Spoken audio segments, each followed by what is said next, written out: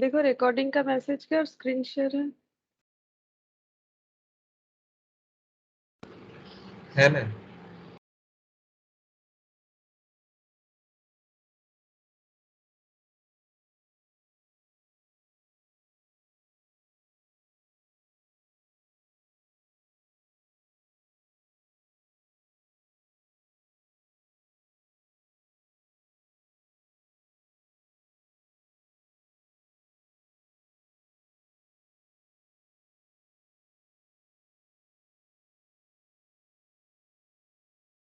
नहीं, ठीक है, कोई बात नहीं, पहले कर लेते हैं उसके बाद।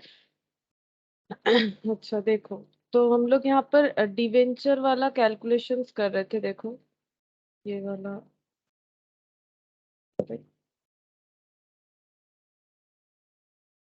हाँ, तो ये क्वेश्चन हम लोगों का बाकी था 85। ये वाला कंप्लीट हो गया था, ये इशू ऑफ शेयर्स का था। ये क्वेश्चंस मिडिल मिडिल में बाकी था रिडेम्पशन का, और 51 से लेके 75 तक हमें बाकी क्वेश्चन कंप्लीट करना है। अच्छा, तो क्वेश्चन तो कंप्लीट करेंगे, लेकिन उसके पहले रिडेम्पशन का एक बार बता देते हैं, जिसके वजह से हम लोग का ये क्वेश्चन नहीं हुआ, तो एक बार याद दिला देते हैं। देखो रिडेम्पशन में हमें क्या क्या पढ़ना है। तो सबसे पहले कितने टाइप का रिडेम्पशन होता है?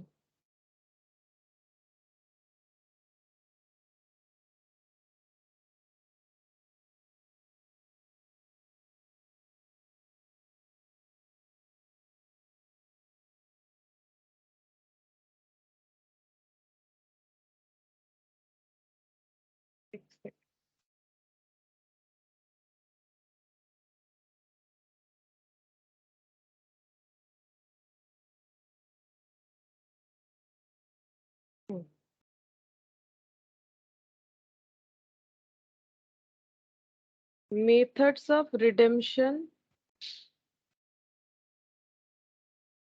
Of debenture. तो कितने तरह का मेथड होता है रिडेम्पशन करने के लिए डिवेंचर को? तो मेनली 4 मेथड्स होता है, ठीक है। एक होता है रीपेमेंट इन लमसम, रीपेमेंट इन लमसम। दूसरा होता है पेमेंट इन इंस्टॉलमेंट।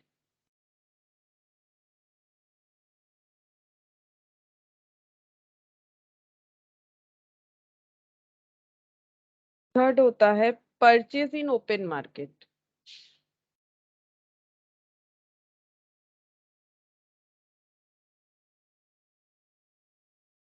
फिफ्थ होता है कन्वर्जन इनटू शेयर और debenture.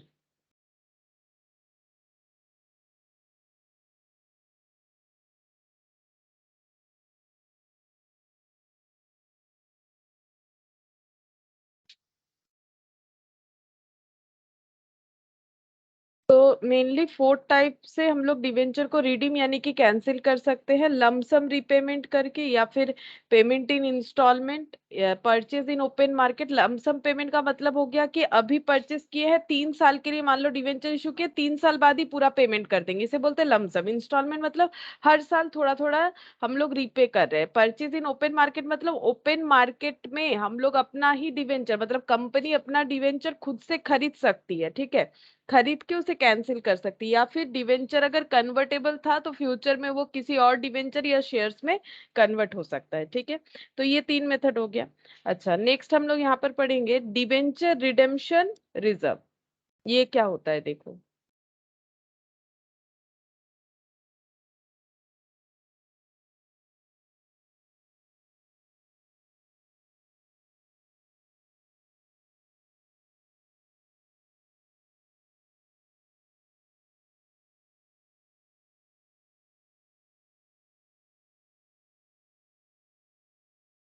Section 71 subsection 4 states that DRR is to be created for, DRR का मतलब ये वाला डिवेंचर रिडेम्पशन रिजर्व, ये क्रिएट करना पड़ता है। सेक्शन 71 सबसेक्शन 4 में बता रखा है कि डीआरआर क्रिएट करना पड़ता है for the purpose of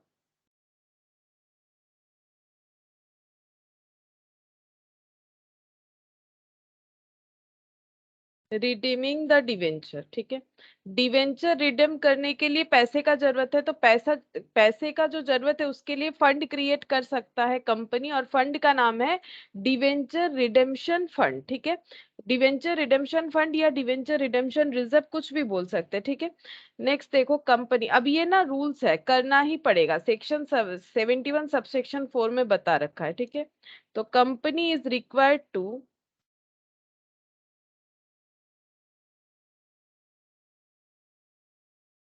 transfer, ma'am এটা 25% তো? হ্যাঁ হ্যাঁ 25%, at least 25% of debenture to DRR account before redemption.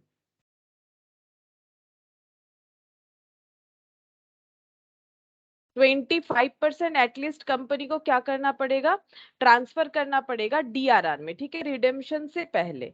अच्छा, और नेक्स्ट लिखेंगे DRR can be used only for redemption purpose. और ये जो डीआरआर फंड है इसे सिर्फ रिडेम्पशन पर्पस पे ही यूज करना है, और किसी पर्पस पे यूज नहीं कर सकते, और अगर बच जाता है तो इसे जनरल रिजर्व में ट्रांसफर करना पड़ता है, अभी लिखवा देते हैं, ठीक है। अब देखो क्रिएशन ऑफ डीआरआर का एंट्री क्या होगा।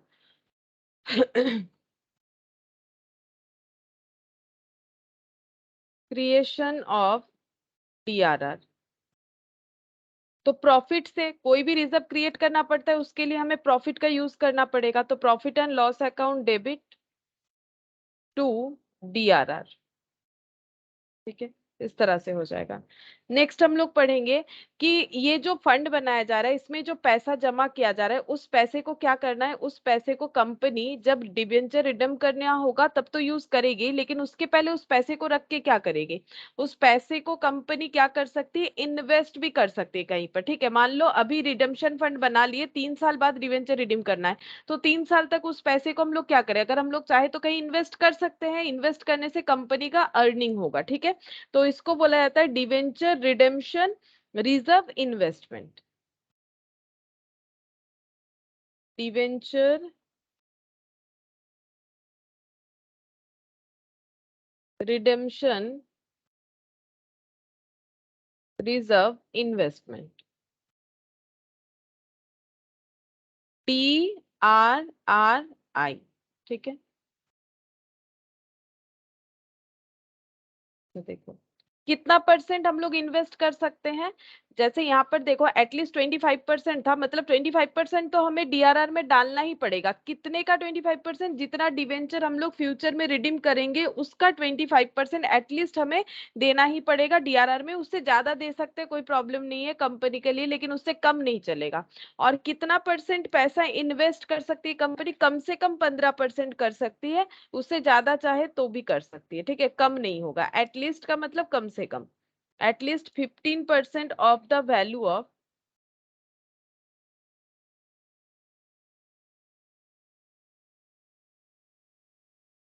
Debenture to be redeemed in the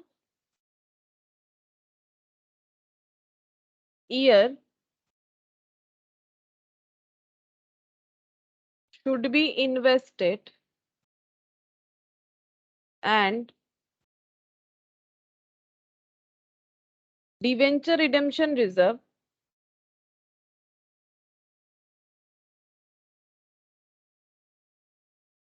investment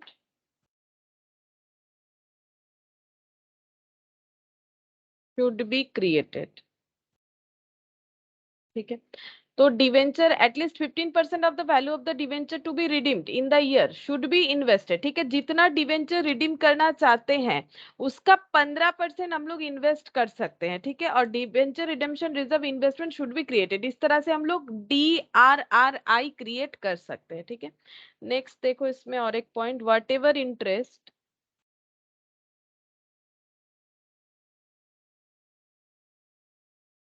earned on such investment is credited to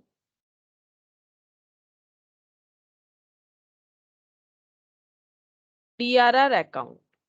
ठीक है, जो भी इन्वेस्टमेंट से इंटरेस्ट आएगा, इंटरेस्ट जब रिसीव होता है तो एंट्री होता है कैश टू इंटरेस्ट। ठीक है, तो यहाँ पर इंटरेस्ट हम लोग कहाँ ट्रांसफर करते हैं, नॉर्मल बिजनेस में पीएल में ट्रांसफर करते हैं, बट यहाँ पर हमेशा डीआरआर यानी फंड में ट्रांसफर होगा, डिवेंचर रिडेम्पशन फंड इसमें ट्रांसफर होगा, डिवेंचर रिडेम्पशन रिजर्व फंड में ट्रांसफर होगा। ठीक है, डीआरआर अकाउंट में ट्रांसफर होगा।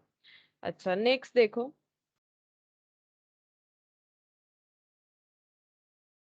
when all debenture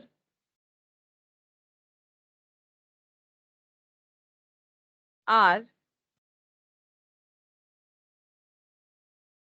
redeemed,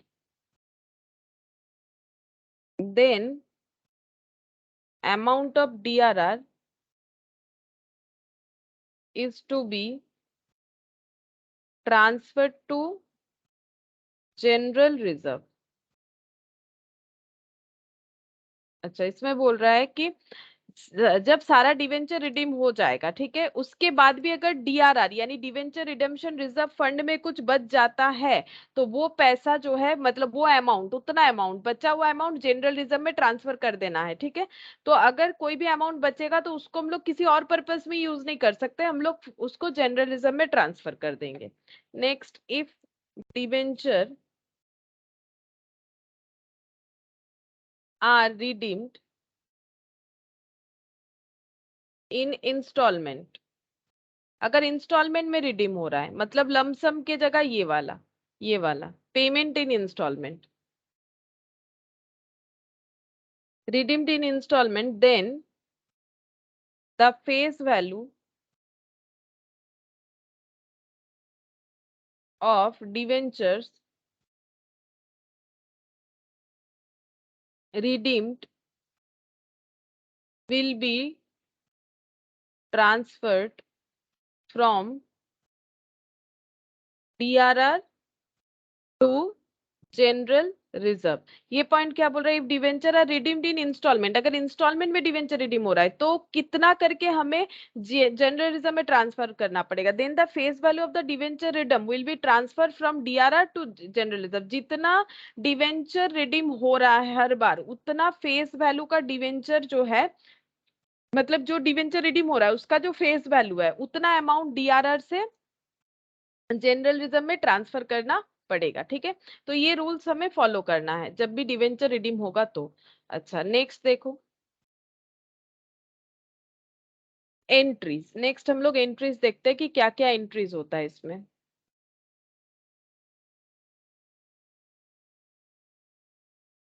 अच्छा, प्रोसेस क्या हुआ, प्रोसेस सबसे पहले हम लोग प्रॉफिट से क्या करेंगे, प्रॉफिट से कुछ अमाउंट, अमाउंट क्या हो जाएगा, अमाउंट भी बता दिया है कितना होना चाहिए, एटलीस्ट 25%। ठीक है, वो लेके हम लोग को क्या करना पड़ेगा, डीआरआर बोल लो मतलब डिवेंचर रिडेम्पशन रिजर्व, या फिर डीआरएफ बोल लो यानी डिवेंचर रिडेम्पशन रिजर्व फंड, या फिर हम लोग बोल सकते हैं सिंकिंग फंड। ठीक है, एक ही बात है, सिंकिंग फंड।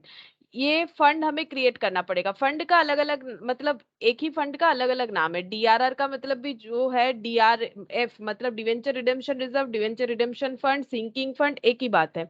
ये हम लोग क्रिएट करेंगे कहाँ से, प्रॉफिट से। प्रॉफिट से एक अमाउंट जो है वो लेके डिवेंचर रिडेम्पशन फंड क्रिएट करेंगे, फिर उस फंड का पैसा हम लोग इन्वेस्ट कर सकते हैं, और इन्वेस्ट के लिए जो इन्वेस्ट अकाउंट बनेगा उसको हम लोग क्या बोलते हैं, डिवेंचर रिडेम्पशन रिजर्व इन्वेस्टमेंट, या फिर हम लोग बोल सकते हैं डिवेंचर रिडेम्पशन फंड, या फिर सिंकिंग फंड इन्वेस्टमेंट। ठीक है, इतना सारा नाम होता है, कोई भी नाम दे दो एक ही बात है। ठीक है, अब ये फंड से क्या मिल सकता है, फंड में मतलब सॉरी फंड बोल रहे हैं, इन्वेस्टमेंट हम लोग इसीलिए करते हैं ताकि हमें इंटरेस्ट मिले, अर्निंग हो। ठीक है, तो जो इंटरेस्ट मिलेगा वो कहाँ ट्रांसफर होगा, नॉर्मली पीएल में होता है, लेकिन यहाँ पर ये इंटरेस्ट ट्रांसफर होगा फंड में। ठीक है, फंड में ट्रांसफर होगा, ये प्रोसेस होगा, और इसी प्रोसेस पे हम लोग अकाउंटिंग एंट्रीज भी देखेंगे। देखो,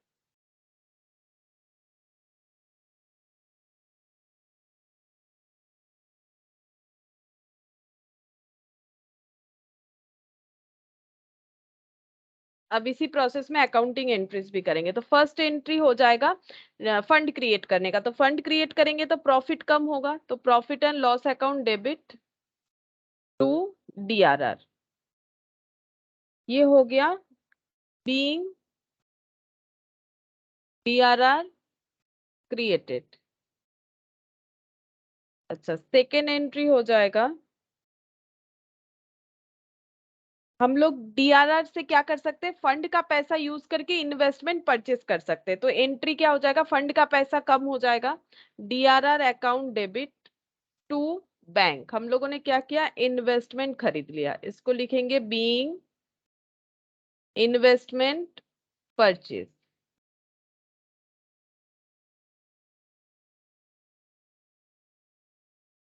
अच्छा, उसके बाद इन्वेस्टमेंट परचेज किया है तो इन्वेस्टमेंट से इंटरेस्ट भी मिलेगा हम लोगों को, bank account debit to interest on investment, to interest on investment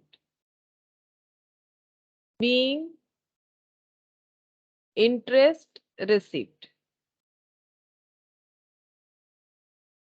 अच्छा, अब इंटरेस्ट, इन्वेस्टमेंट से जो इंटरेस्ट मिला है वो कहाँ ट्रांसफर होगा, वो ट्रांसफर हो जाएगा हम लोग का हमेशा फंड में। ठीक है, फंड में ट्रांसफर हो जाएगा, फंड से पैसा लेके इन्वेस्ट किया था इसीलिए फंड में ही ट्रांसफर हो जाएगा।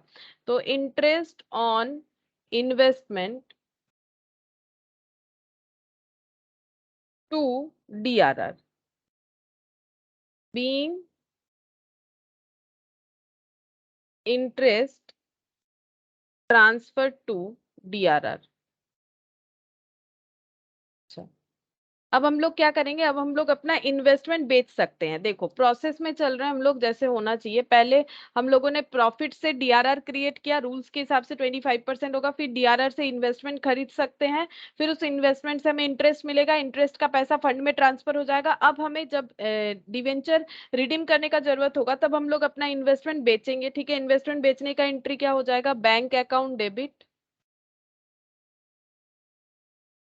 To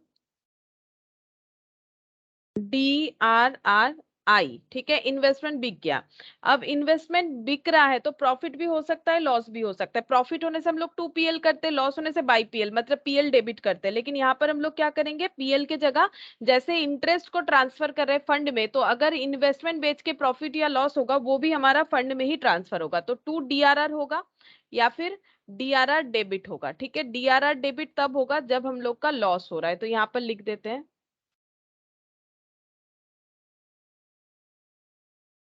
if loss on sale, if profit on sale। ठीक है, ये 5 एंट्री हो गया। अच्छा, उसके बाद अब हम लोग क्या करेंगे, डिवेंचर को रीपे करना स्टार्ट करेंगे, मतलब 6 नंबर एंट्री। 6 नंबर एंट्री में कुछ भी परसेंटेज ऑफ डिवेंचर है ये हम लोग का कैंसिल हो जाएगा। अब प्रीमियम अगर पे कर रहे हैं तो वो भी आ सकता है, premium on redemption to debenture holder. पहले डिवेंचर होल्डर को ड्यू करेंगे। अच्छा, इसके बाद, अच्छा इसको क्या लिखेंगे, बीइंग डिवेंचर होल्डर ड्यू। अच्छा, अब पेमेंट करना पड़ेगा, ड्यू होने के बाद हम लोग पेमेंट करेंगे। तो पहले प्रीमियम, प्रीमियम जो है वो पे कर देते हैं। प्रीमियम कहाँ से पे करेंगे, ये फंड से ही। ठीक है, तो फंड का पैसा कम हो जाएगा, DRR account debit to premium on redemption being premium written off, premium write off हो गया। अच्छा, अब नेक्स्ट क्या हो जाएगा, डिवेंचर होल्डर को पे कर देंगे, debenture holder account debit to bank being amount paid to debenture holder. ठीक है, तो इस तरह से होता है। अच्छा, अब ये प्रोसेस सभी के लिए एप्लीकेबल होगा, मतलब ये प्रोसेस सभी के लिए इन द सेंस, अगर हम लोग लमसम करते तो भी डीआरआर क्रिएट करेंगे, सेम प्रोसेस, इंस्टॉलमेंट होगा तो भी सेम प्रोसेस। ठीक है, अगर ओपन मार्केट से खरीदेंगे तो दिखाते उसमें कैसे होगा। और conversion into share to debenture, इसमें क्या होगा, इसमें सारा अगर कन्वर्जन कर रहे हैं तो उसमें क्या होगा, सारा एंट्री ऐसे ही होगा जैसे अभी हम लोगों ने किया, लेकिन लास्ट एंट्री ये जो रीपेमेंट का हो रहा है ये थोड़ा सा चेंज हो जाएगा, डिवेंचर होल्डर टू बैंक नहीं होगा, यहाँ पर एंट्री हो जाएगा। अगर कन्वर्जन होता है तो एंट्री चेंज होगा थोड़ा सा, तो वो यहाँ लिख देते हैं, देखो बाकी सेम रहेगा। In case of conversion all entries same except payment to debenture holder. Debenture holder का पेमेंट का एंट्री के अलावा बाकी सारा एंट्री सेम रहेगा। तो फिर पेमेंट का एंट्री क्या हो जाएगा, पेमेंट करेंगे तो डिवेंचर होल्डर डेबिट तो होगा ही होगा, कैंसिल हो रहा है।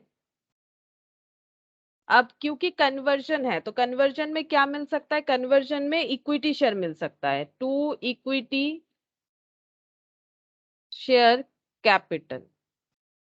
अच्छा, कन्वर्जन में प्रेफरेंस शेयर भी मिल सकता है, तो प्रेफरेंस शेयर कैपिटल। कन्वर्जन में कोई और डिवेंचर भी मिल सकता है, 2% ऑफ डिवेंचर, कोई दूसरा डिवेंचर मिल गया वो भी हो सकता है। ठीक है, या फिर ऐसे भी हो सकता है कि कन्वर्जन में थोड़ा सा पैसा दिया गया, थोड़ा सा इक्विटी शेयर, थोड़ा प्रेफरेंस, थोड़ा डिवेंचर, ऐसा भी हो सकता है। मतलब सारे चीज जो है अलग अलग अमाउंट में दिए गए, या फिर इक्विटी शेयर थोड़ा दिया गया, थोड़ा कैश या बैंक जो भी बोलो, मतलब थोड़ा सा पेमेंट किया गया, तो उसके लिए हम लोग यहाँ पर भी एंट्री लिख सकते हैं टू बैंक बोल के। ठीक है, मतलब ऐसा हो सकता है कि इक्विटी शेयर एंड अमाउंट पे, ठीक है, प्रेफरेंस एंड अमाउंट पे, डिवेंचर एंड अमाउंट पे, ऐसा भी हो सकता है, या फिर only equity, equity and preference, जैसा एग्रीमेंट हुआ होगा। और हाँ, अगर शेयर इशू हो रहा है, डिवेंचर इशू हो रहा है, तो उसमें सिक्योरिटीज प्रीमियम भी आ सकता है, तो यहाँ पर लिख देते हैं सिक्योरिटीज। अगर प्रीमियम में इशू हो रहा है, प्रीमियम वाला शेयर इशू हो रहा है, तो टू सिक्योरिटीज प्रीमियम। अच्छा, अब किनको डिवेंचर रिडेम्पशन रिजर्व क्रिएट नहीं करना पड़ता है, ये शॉर्ट क्वेश्चन में आता भी है। Company exempt from creating DRR. किनको डीआरआर मतलब debenture redemption reserve fund create नहीं करना पड़ता है, ऑल इंडियन फाइनेंशियल इंस्टीट्यूशन, जितने भी फाइनेंशियल इंस्टीट्यूशन है, मतलब जिन्हें आरबीआई रेगुलेट करता है,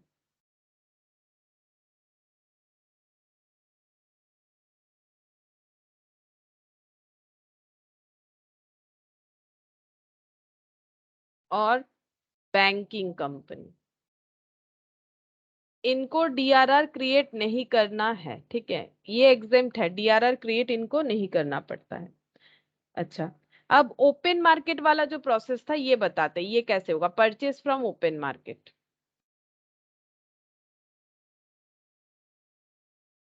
बाइंग बैक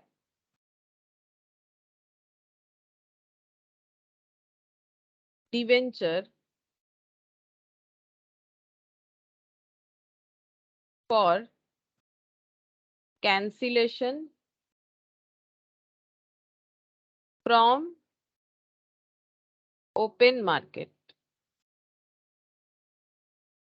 ठीक है, तो ओपन मार्केट से डिवेंचर परचेस करने का मतलब है, जैसे बाईबैक ऑफ शेयर होता है उसी तरह से डिवेंचर परचेस करके कंपनी क्या करना चाहती है, अपना डिवेंचर को परचेस करेगी, डिवेंचर होल्डर से जो प्राइस डिवेंचर होल्डर बोलेंगे फिर उसको कैंसिल कर देगी। ठीक है, इसको बोलते हैं परचेस फ्रॉम ओपन मार्केट। ठीक है, और जो डिवेंचर अपना सेल करेगा, जो होल्डर है, वो प्राइस को दो तरीके से बता सकता है, या तो एक्स इंटरेस्ट प्राइस या तो कम इंटरेस्ट प्राइस। अब ये क्या होता है देखो, एक बार लिखते फिर समझा देते हैं।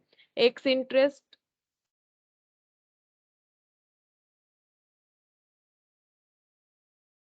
price means the price of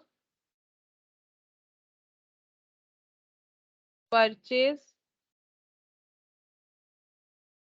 excluded the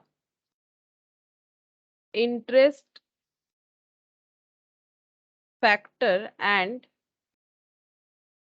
has to be shown separately.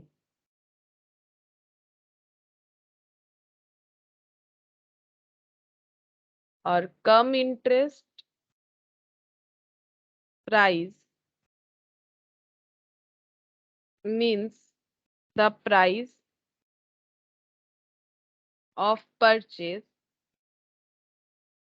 includes the interest earned. तो दो तरह का प्राइस बता सकता है जो अपना डिवेंचर सेल करना चाहेगा कंपनी को, एक्स इंटरेस्ट और cum interest. Ex interest price का मतलब है the price of purchase excluded the interest factor, मतलब जो प्राइस बताया जा रहा है उसमें इंटरेस्ट इंक्लूडेड नहीं है, ठीक है, और इंटरेस्ट हम लोग अलग से दिखाएंगे।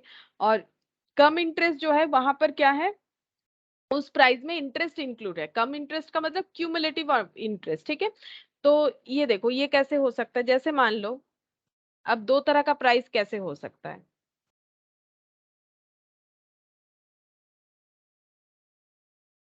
एक डिबेंचर में मान लो इंटरेस्ट मिलता है 31 दिसंबर को और 30th ऑफ जून को, ठीक है। ये दोनों क्या हो गया, ये हो गया इंटरेस्ट डेट, ये हो रहा है इंटरेस्ट डेट, ठीक है।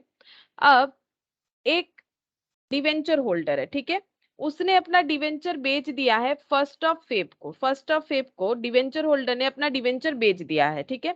और किसी और ने परचेस किया होगा, ठीक है, एक ने सेल किया है दूसरे ने परचेस किया है, ठीक है। अब मान लो परचेस वाला ही दिखाते, कंपनी परचेस कर रही है, परचेज बाय कंपनी कब, 1 क्योंकि 1 में लोग अपना डिवेंचर सेल कर रहे हैं कंपनी को, ठीक है। तो अब देखो यहाँ पर डिबेंचर का इंटरेस्ट दिसंबर में ड्यू हुआ था, ठीक है, उसके बाद जून में मिलने वाला था, ठीक है। अब देखो क्या हो रहा है यहाँ पर, जो अपना डिबेंचर बेचेगा, ठीक है, वो कितना इंटरेस्ट उसको मिलता अगर वो होल्ड करता। देखो इंटरेस्ट मिलने के बाद कितना दिन गया, दिसंबर खत्म, जैन, और ये फेब का 1 तारीख, तो ये हो गया 1 मंथ, ठीक है। ये 1 मंथ उसने 1 मंथ होल्ड किया, अगर वो और भी 4 मंथ्स होल्ड करता, सॉरी 5 मंथ्स, ये देखो फेब मार्च अप्रैल मई जून, ठीक है, अगर वो 5 मंथ्स और भी होल्ड करता तो उसे फिर से इंटरेस्ट मिलता, लेकिन वो कंपनी को बेच दे रहा है, कंपनी परचेस कर रही है, ठीक है। तो कंपनी कितने दिन का होल्डर होगी, 5 मंथ्स। ये कौन है, ये सेलर, ठीक है, सेलर होल्ड फॉर 1 मंथ, ठीक है।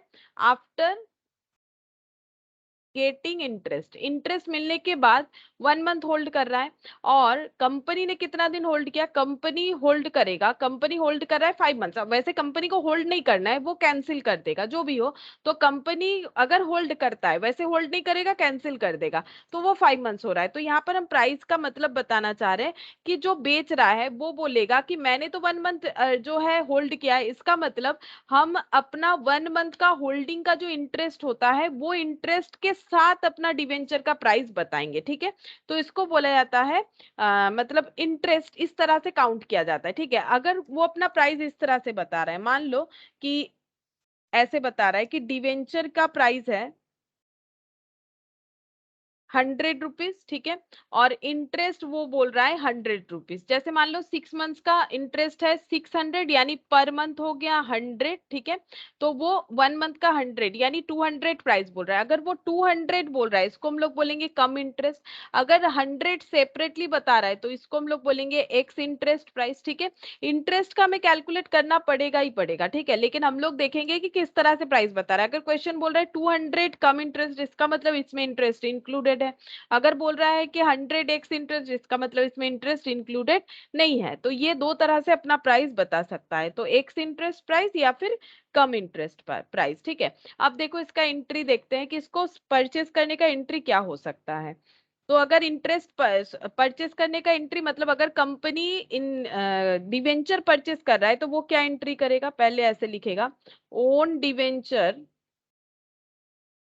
अकाउंट डेबिट, खुद का डिवेंचर परचेस कर रहा है, ठीक है। फिर अगर इंटरेस्ट दे के परचेस कर रहा है तो डिवेंचर, जैसे यहाँ पर ये 1 मंथ का इंटरेस्ट लेगा तो डिवेंचर इंटरेस्ट अकाउंट डेबिट, उसके लिए लॉस है, मतलब एक्सपेंस है, डिवेंचर दे के इंटरेस्ट दे के परचेस करना पड़ रहा है टू बैंक, ठीक है, टू बैंक।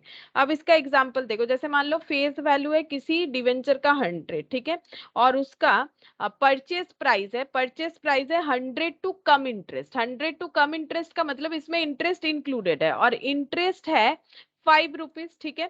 तो इंटरेस्ट के अलावा यानी एक्स इंटरेस्ट प्राइस कितना हो जाएगा, 100 टू -5 यानी कि 97, ठीक है। तो ओन डिवेंचर खरीद रहा है, इंटरेस्ट कितना दे रहा है, 5 रुपीज, ठीक है। टोटल पेमेंट कितना करना पड़ेगा, 102 रुपीज, और डिवेंचर हमेशा फेस वैल्यू से आता है तो अच्छा सॉरी, यहाँ पर तो हमें क्या करना पड़ेगा, कितना प्राइस दे रहे हैं ओन डिवेंचर, ये परचेज का प्राइस आएगा, यानी यहाँ पर 97, तो यहाँ पर कौन सा वैल्यू आ जाता है, यहाँ पर इंटरेस्ट का, ये तो सिंपल है। यहाँ पर जो हम लोग पे कर रहे हैं, यहाँ पर कम इंटरेस्ट प्राइस आता है ना, मतलब हम लोग पे क्या कर रहे हैं, डिवेंचर का वैल्यू प्लस उसके साथ इंटरेस्ट। तो डिवेंचर का वैल्यू कितना माना है, 97, तभी तो इंटरेस्ट 5 रुपीज लगा के 102 है, तो 97 से परचेस कर रहे हैं, यहाँ पर कौन सा वैल्यू आता है, एक्स इंटरेस्ट, ठीक है, एक्स इंटरेस्ट वैल्यू आ जाएगा। तो इस तरह से हम लोग परचेस कर सकते हैं। अब कैंसिलेशन में क्या एंट्री होगा, ये कौन सा एंट्री था, ये था, यहाँ पर लिख देते हैं, बाइंग बैक ऑफ डिवेंचर,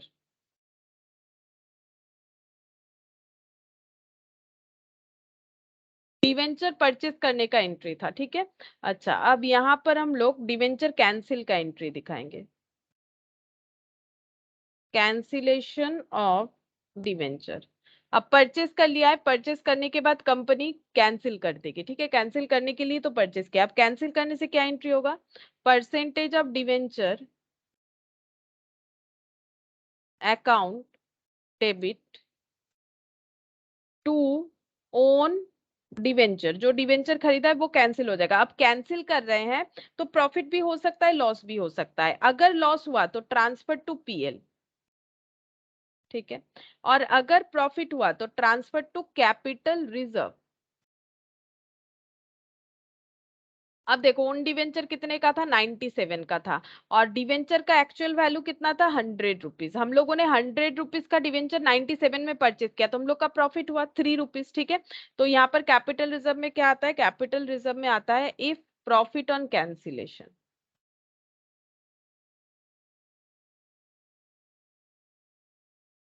और यहाँ पर क्या आता है, इफ लॉस ऑन कैंसिलेशन, और ये हो गया फेस वैल्यू पे एंट्री होता है, ठीक है। और ये वाला हो गया एक्स इंटरेस्ट प्राइस, हमेशा ओन डिवेंचर जो हम लोग परचेस कर रहे हैं, ठीक है। अच्छा, अब नेक्स्ट देखो, कुछ पॉइंट्स लिख लेते हैं हम लोग। बाई बैक, बाई बैक मतलब डिवेंचर को जो रिटर्न में खरीद रहा है, buy back is done for cancelling the liability of debenture.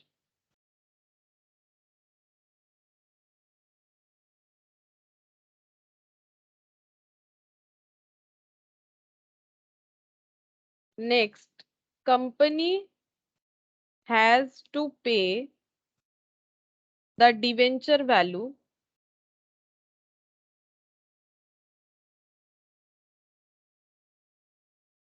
Plus accrued interest, ठीक है। एक्रूड इंटरेस्ट का मतलब क्या होता है, एक्रूड का मतलब ये ड्यू, ड्यू यहाँ पर होगा 30 जून को, बट एक्रू तो हो रहा है, ठीक है। तो एक्रूड इंटरेस्ट देना पड़ेगा, मतलब अगर इंटरेस्ट एक्रू हो चुका है, जितने दिन का होगा उतना अमाउंट पे करना पड़ेगा जब बाई बैक करेगा company. Company has to pay debenture value plus accrued interest to the debenture holder,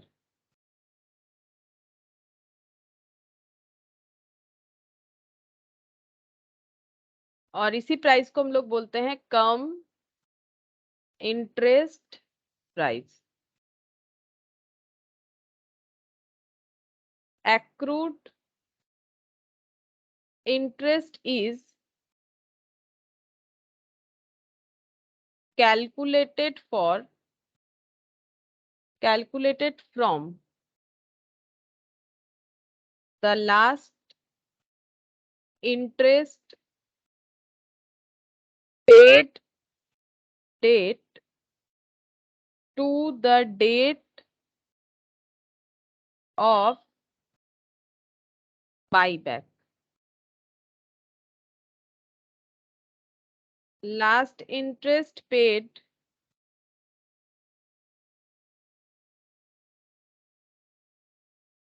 to buyback date. ये भी क्वेश्चन देखने से समझ में आ जाएगा, जो एमसीक्यूज हम लोग कर रहे थे ना वहां पर काफी इस तरह का क्वेश्चन है। ये कैलकुलेशन, ये मतलब ऐसे है, यहाँ पर कितना इंटरेस्ट ड्यू होगा, अब डिवेंचर का जो रेट होगा उसके ऊपर 1 मंथ, ठीक है, जो भी डिवेंचर का अमाउंट है और इंटरेस्ट रेट है। अच्छा, यहाँ पर the debenture account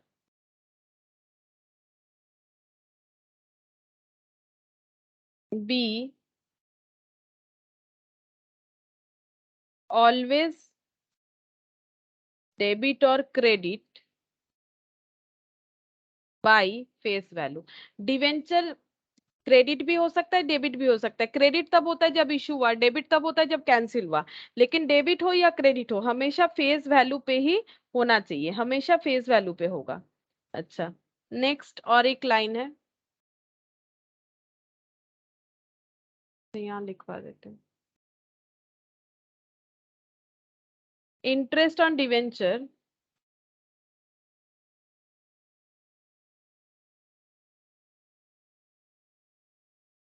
always starts from date of issue, ठीक है। लोन का यही होता है, जिस दिन लोन सैंक्शन हो गया तब से लेके ही उस दिन से लेके इंटरेस्ट स्टार्ट हो जाता है। Interest on debenture always starts from date of issue, ठीक है, इशू डेट से स्टार्ट होता है। अच्छा, अब हम लोग जो क्वेश्चन था हमारा वो कर सकते हैं, ठीक है। तो एक मिनट,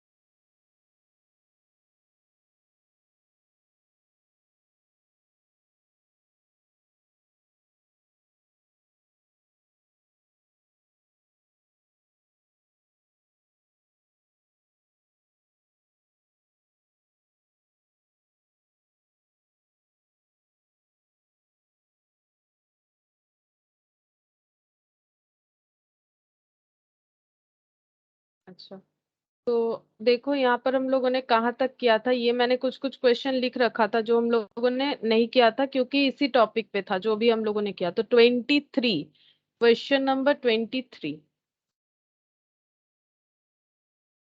इसका आंसर देखते क्या होगा।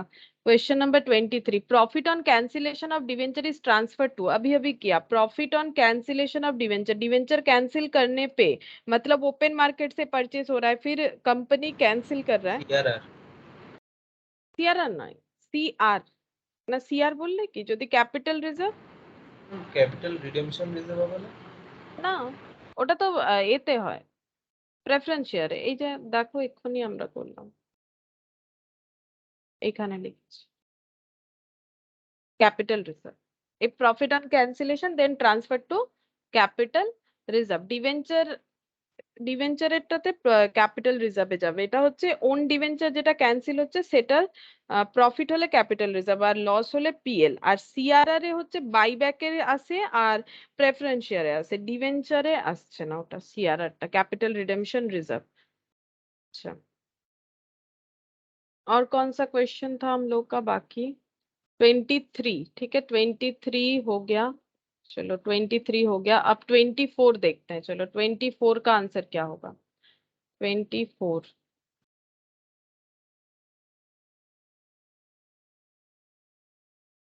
24. As a sound accounting policy, when debenture are redeemed, amount equal to redemption price is transferred to PL account. बोल रहा है कि अगर एक अच्छा अकाउंटिंग पॉलिसी हम लोग फॉलो कर रहे हैं तो जब जब डिवेंचर रिडीम होगा तो debenture are redeemed, amount equal to, बोल रहा है अमाउंट इक्विवेलेंट अमाउंट, क्या क्या ऑप्शन है देखो। Redemption price is transfer to profit and loss account, original issue price is transferred to general reserve account, redemption price is transferred to general reserve account, face value is transferred to general reserve account. इसमें से कौन सा सही option है हम लोग को पूछ रहा है कि जब भी डिवेंचर रिडीम होता है तो हम लोग क्या करते हैं, कितना अमाउंट प्रॉफिट एंड लॉस में, यहाँ पर बोल रहा है रिडेम्पशन प्राइस जो है उतना अमाउंट पीएल में ट्रांसफर करते हैं, ऐसा तो कुछ नहीं होता है। Original issue price is transfer to general reserve, ऐसा भी कुछ नहीं होता है। ओरिजिनल इशू प्राइस जो है वो जनरल रिजर्व में ट्रांसफर होगा, ऐसा कोई प्रोविजन नहीं है। Redemption price is transfer to general reserve account, redemption price जो है वो जनरल रिजर्व अकाउंट में ट्रांसफर होगा, ऐसा भी कोई प्रोविजन नहीं देखा हम लोगों ने। Face value is transfer to general reserve account, देखो ये वाला अभी अभी हम लोगों ने लिखा था, face value is transfer to general reserve account. ये देखो हम दिखाते हैं यहाँ पर, ये लास्ट वाला। If debenture are redeemed in installment, then the face value of debenture redeemed will be transferred to transfer from DRR to general reserve account. तो फेस वैल्यू जो है, फेस वैल्यू के अमाउंट के साथ इक्विवेलेंट करके DRR से general reserve में transfer करना पड़ेगा, यानी ऑप्शन डी हम लोग का सही होगा। ठीक है, ऑप्शन डी हम लोग का सही होगा। तो ये हो गया 24th नंबर वाला। ठीक है, ये देखो 24th। अब उसके बाद है 33, चलो 33 देखते हैं।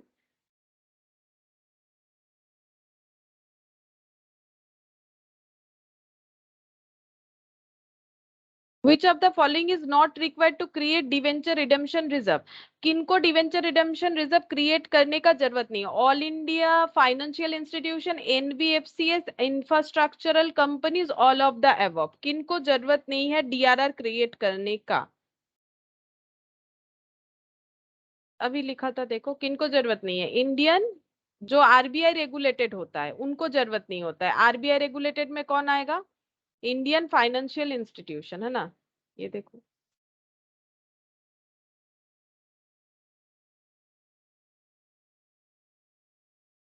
ये रहा ऑल इंडिया फाइनेंशियल इंस्टीट्यूशन जो आरबीआई रेगुलेटेड होता है, यानी कौन सा होगा? ऑल इंडिया फाइनेंशियल इंस्टीट्यूशन, यानी ए। आंसर हो जाएगा 33 का, ए हो जाएगा। ठीक है, तो 33 का आंसर ए। अच्छा, इसके बाद 34 देखते हैं। Every company required to create DRR shall on or before the 30th day of April in each year, invest or deposit as the case may be, a sum which shall not be. प्रिंटটা আটকে গেছে screen अटके আছে।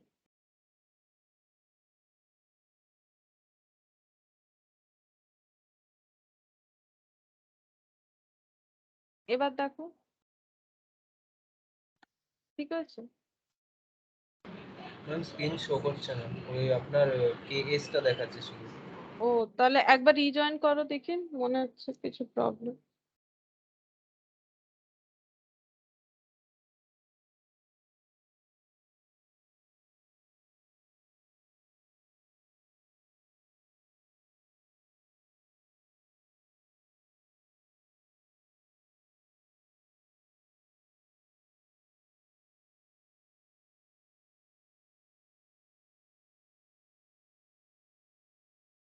এবারে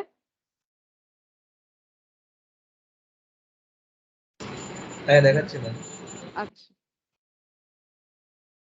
अच्छा देखो 34 में every company required to create DRR shall on or before the 30th day of April in each year, invest or deposit as the case may be, ये sum which shall not be, ये कुछ नहीं, not be less than of the number of its debenture maturing during the year ending on 31st March of 31st day of the March for of the next year. ठीक है, तो हम लोग को पता है सारे कंपनी को कितना डीआरआर क्रिएट करना पड़ता है, एटलीस्ट 20 5% है ना, देखते हैं 25% ऑप्शन, हाँ ऑप्शन है सी, ठीक है, ऑप्शन हो जाएगा सी 25। अच्छा ये डीआरआर बोला है कि इन्वेस्टमेंट बोला है?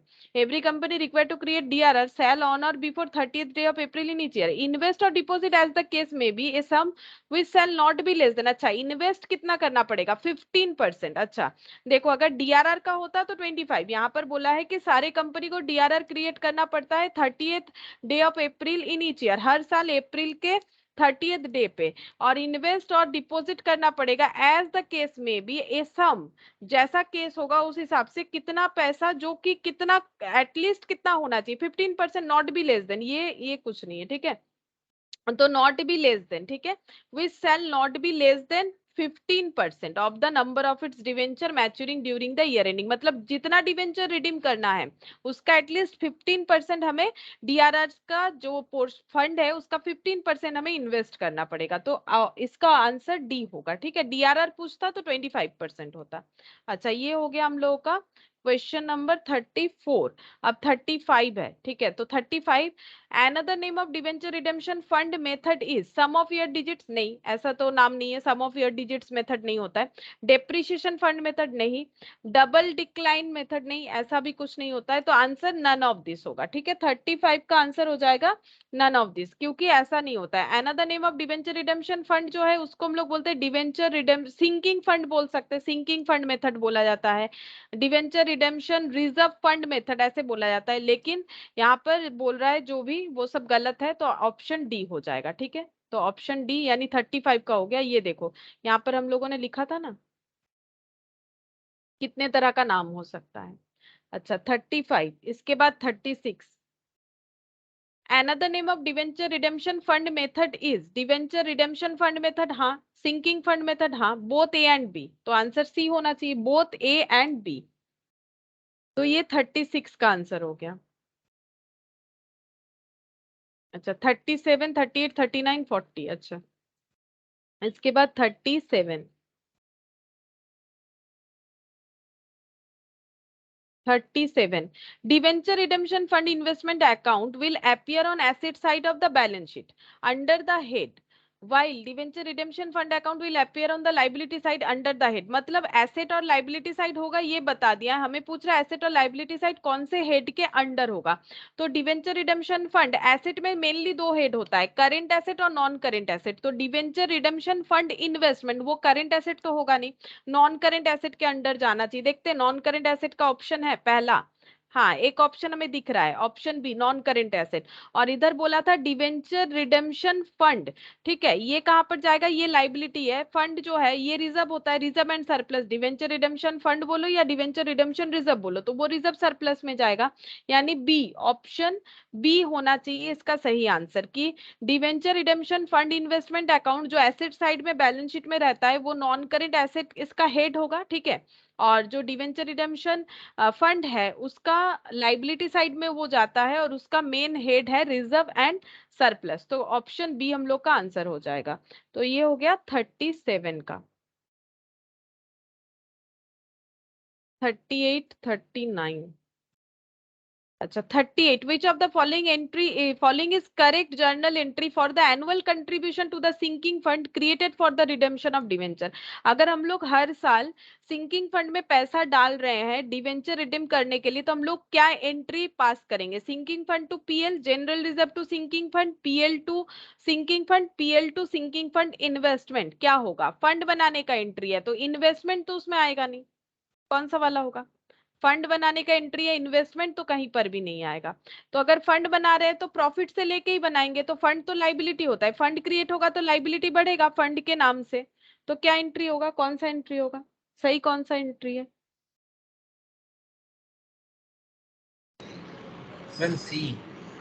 सी, हाँ सी तो ठीक, सी होगा, PL appropriation to sinking fund, actually उसे पीएल अप्रोप्रिएशन ही बोलते हैं क्योंकि पीएल में हम लोग बिजनेस का खर्चा दिखाते हैं, पीएल अप्रोप्रिएशन में देखो ये कंपनी डिवेंचर इशू की है वो उसका प्रॉब्लम है, उससे फंड मतलब उसका फंड बना रही है तो वो कभी भी पीएल में नहीं होगा, ठीक है, बचे हुए प्रॉफिट से वो फंड बना सकती है, फंड बनाने के लिए प्रॉफिट को कम करके नहीं दिखा सकती है, तो बचा हुआ प्रॉफिट सारा खर्चा देने के बाद जो नेट प्रॉफिट होता है उसको जब यूज करते हैं तो बोलते हैं प्रॉफिट का अप्रोप्रिएशन कर रहे हैं, पीएल अप्रोप्रिएशन, अप्रोप्रिएशन इसीलिए, ठीक है।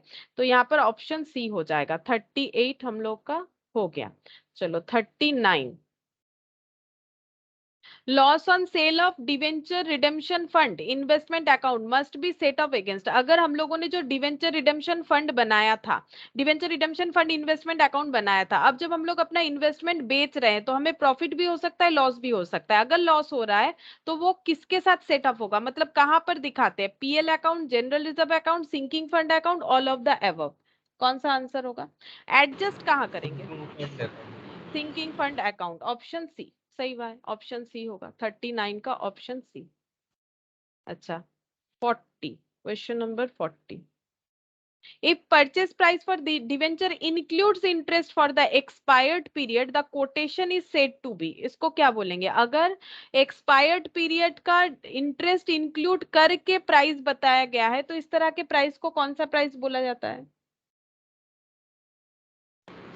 कम इंटरेस्ट। कम इंटरेस्ट हो जाएगा 40 का, कम इंटरेस्ट। अच्छा 41, तो ये 40 हो गया, 41 और उसके बाद 45 करना पड़ेगा। अच्छा 41, if nothing is stated purchase and sale of debenture government security should be taken to be on. अच्छा ये मैंने नहीं बताया, अगर हमें क्वेश्चन में कुछ ना बोला जाए, ठीक है, और हमें परचेज या सेल ऑफ डिवेंचर का बात बोल रहा है, government security should be taken on cum interest, ex interest basis, A or B at the option of seller, A or B at the option of buyer. ये actually ex interest basis मानना चाहिए। अगर हमें कुछ नहीं बोलेगा तो हम लोग हमेशा एक्स इंटरेस्ट बेसिस मानेंगे, ठीक है। अगर गवर्नमेंट सिक्योरिटीज का बात आ रहा है तो हम लोग उसको एक्स इंटरेस्ट मानेंगे। तो इसको एक नोट भी बना सकते हैं हम लोग, क्योंकि ये मैंने लिखवाया नहीं है, ये आता है एमसीक्यू में, ठीक है।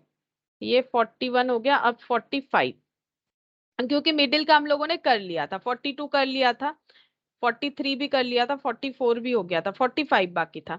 अब बोल रहा है correct entry to transfer interest received on sinking fund investment. अगर इंटरेस्ट रिसीव हो रहा है सिंकिंग फंड इन्वेस्टमेंट अकाउंट में तो एंट्री क्या होगा? इंटरेस्ट रिसीव होने से क्या एंट्री होगा? टू क्या हो जाएगा? टू तो सिंकिंग फंड, ठीक है, हमें फंड में इंटरेस्ट को ट्रांसफर करना चाहिए। देखते हैं कहां पर क्रेडिट हुआ है सिंकिंग फंड। यहाँ पर बोल रहा है डेबिट सिंकिंग फंड, ये नहीं होगा। Debit interest on sinking fund investment and credit sinking fund, देखो ये वाला होगा कि नहीं, देखो कौन सा वाला होगा?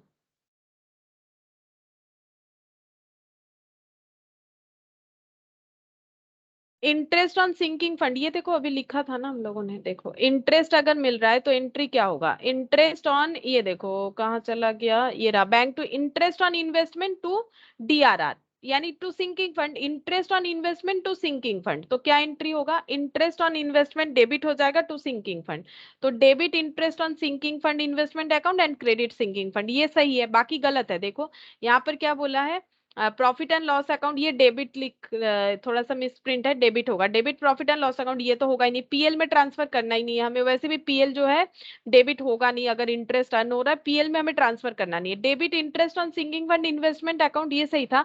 क्रेडिट पीएल कर दिया, ये नहीं होता है, पीएल में क्रेडिट नहीं होता है, वो नॉर्मली हम लोग करते हैं इंटरेस्ट टू पीएल।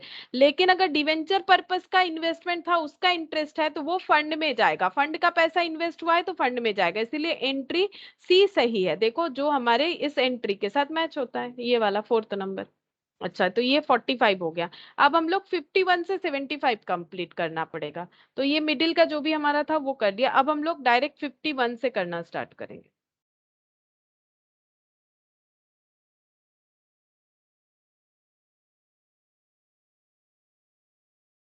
अच्छा 50 में क्या बोला है? X limited obtain a loan from IDBI of 10 lakh giving as collateral securities 15 lakh, 14% debenture on 1st April 2019, which of the following accounting treatment is correct to issue debenture as collateral security। अगर debenture को collateral security के हिसाब से issue करते हैं तो दो ही चीज फॉलो करते हैं, या तो नो एंट्री या फिर डिवेंचर सस्पेंस अकाउंट क्रिएट कर सकते हैं। तो कौन सा आंसर होगा? No accounting entry is required, ये ऑप्शन भी सही है।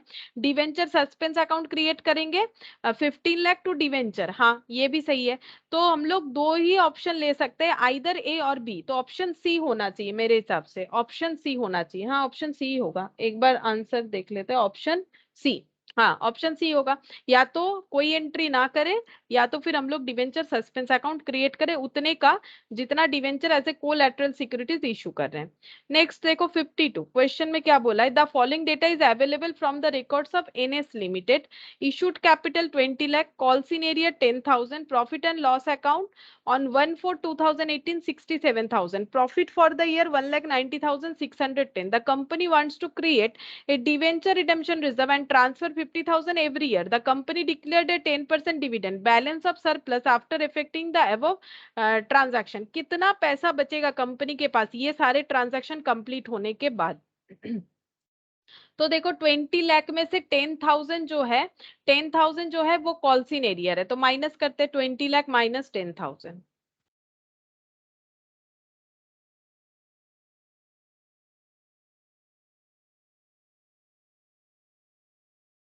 ये माइनस इसीलिए कर रहा है क्योंकि डिवेंचर पे सॉरी डिविडेंड जब हम लोग देंगे तो वो कॉल्सिनेरियर पे तो नहीं दे सकते, अब इस पे हमें डिविडेंड देना है। डिविडेंड डिक्लेयर हुआ है 10%, ठीक है।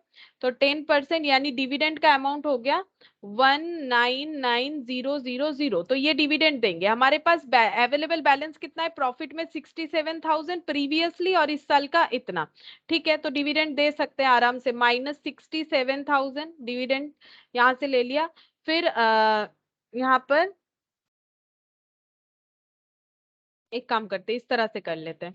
हमारे पास अवेलेबल कितना है 1,90,610 प्लस 67,000, ठीक है। हमारे पास टोटल प्रॉफिट अवेलेबल है 2,57,610। यहाँ से हम लोग को 1,99,000 पे कर देना चाहिए, मतलब डिविडेंड का, ठीक है। तो बचेगा कितना 58,610, और हम लोग 50,000 का डीआरआर में ट्रांसफर करते हैं हर साल। तो इसका मतलब 8,610 हम लोग का रिमेनिंग बचेगा। अब चेक करते हैं 8,610 सरप्लस दिखना चाहिए, देखते हैं ऑप्शन है कि नहीं। 8,600, हाँ, ऑप्शन डी हम लोग का आंसर होगा। इसका मतलब ये सारे ट्रांजैक्शन कंप्लीट होने के बाद जो अमाउंट बच जाएगा वो है 8,610 सरप्लस अमाउंट, ये वाला होगा। अच्छा, नेक्स्ट देखो 53, Z limited issued 1 lakh debenture at a discount of 6% on 1/1/2009, repayable in 5 equal instalment, यानी इक्वल इंस्टॉलमेंट वाला। Discount to be written off in each 5 calendar year, discount भी राइट ऑफ करना पड़ेगा। अब इसमें से कौन सा ऑप्शन सही है डिस्काउंट राइट ऑफ करने का, ये हमें पूछ रहा है। तो पहले हम लोग देखेंगे कि डिस्काउंट कितना हो रहा है। 1 लाख डिवेंचर है ₹1 लाख, ठीक है, और डिस्काउंट है 6%, तो 1 लाख का 6% मतलब टोटल अमाउंट ऑफ डिस्काउंट देखेंगे।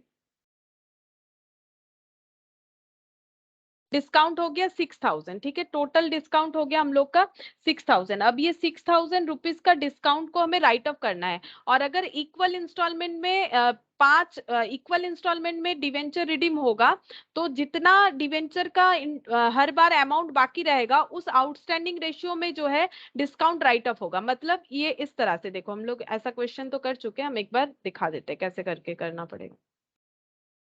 पहले आइडेंटिफाई करेंगे total discount. Question number 53, total discount. Total discount हो गया 1 लाख, ये रुपीज में दे रखा है, हम लोग नंबर में भी ट्रांसफर करके कर सकते हैं। 1 लाख का 6%, तो ये 6,000, ये 6,000 को हमें राइट ऑफ करना पड़ेगा, ठीक है। अब देखो डिवेंचर कितना था और कितने बार में, 5 बार में होगा, और डिवेंचर पहले था 1 लाख, तो पहले यहाँ पर लिखेंगे 1 लाख आउटस्टैंडिंग डिवेंचर था, ठीक है। अब अगर 5 इक्वल इंस्टॉलमेंट में पे करेंगे तो हर बार कितना हो जाएगा 1 लाख डिवाइडेड बाई 5, हर बार 20,000 करके हम लोग राइट ऑफ करेंगे, तो 20,000 पे कर रहे हैं, ठीक है। यहाँ पर 20,000 पे कर रहे हैं, तो जब 20,000 पे कर रहे हैं तब तक आउटस्टैंडिंग डिवेंचर कितना था, ये 1 लाख है कि 10 लाख है, ये 1 लाख दिखा रहा है यहाँ पर।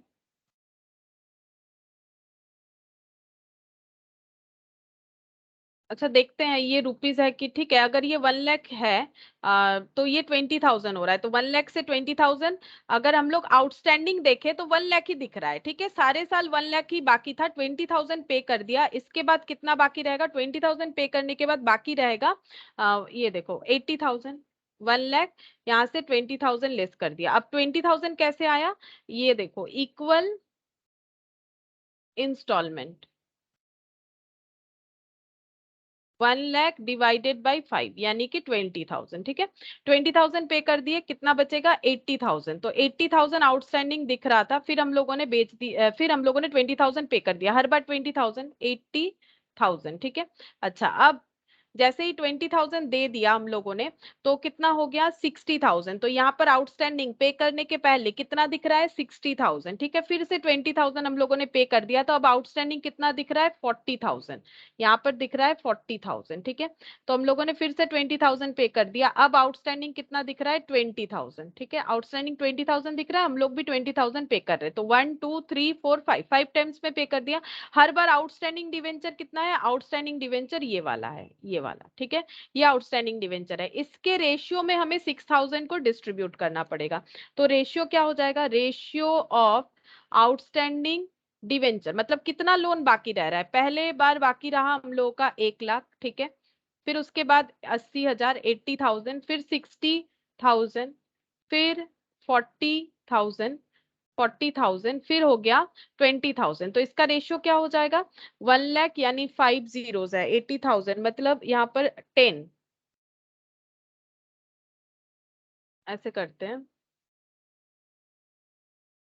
5 जीरो है, 80,000, 80 और ये 3 जीरो, मतलब 4 4 जीरो हटा सकते हैं, 1 2 3 4, मतलब ये 10 हो जाएगा, ये 8 6 4 और 2, ठीक है। ये रेशियो बन गया।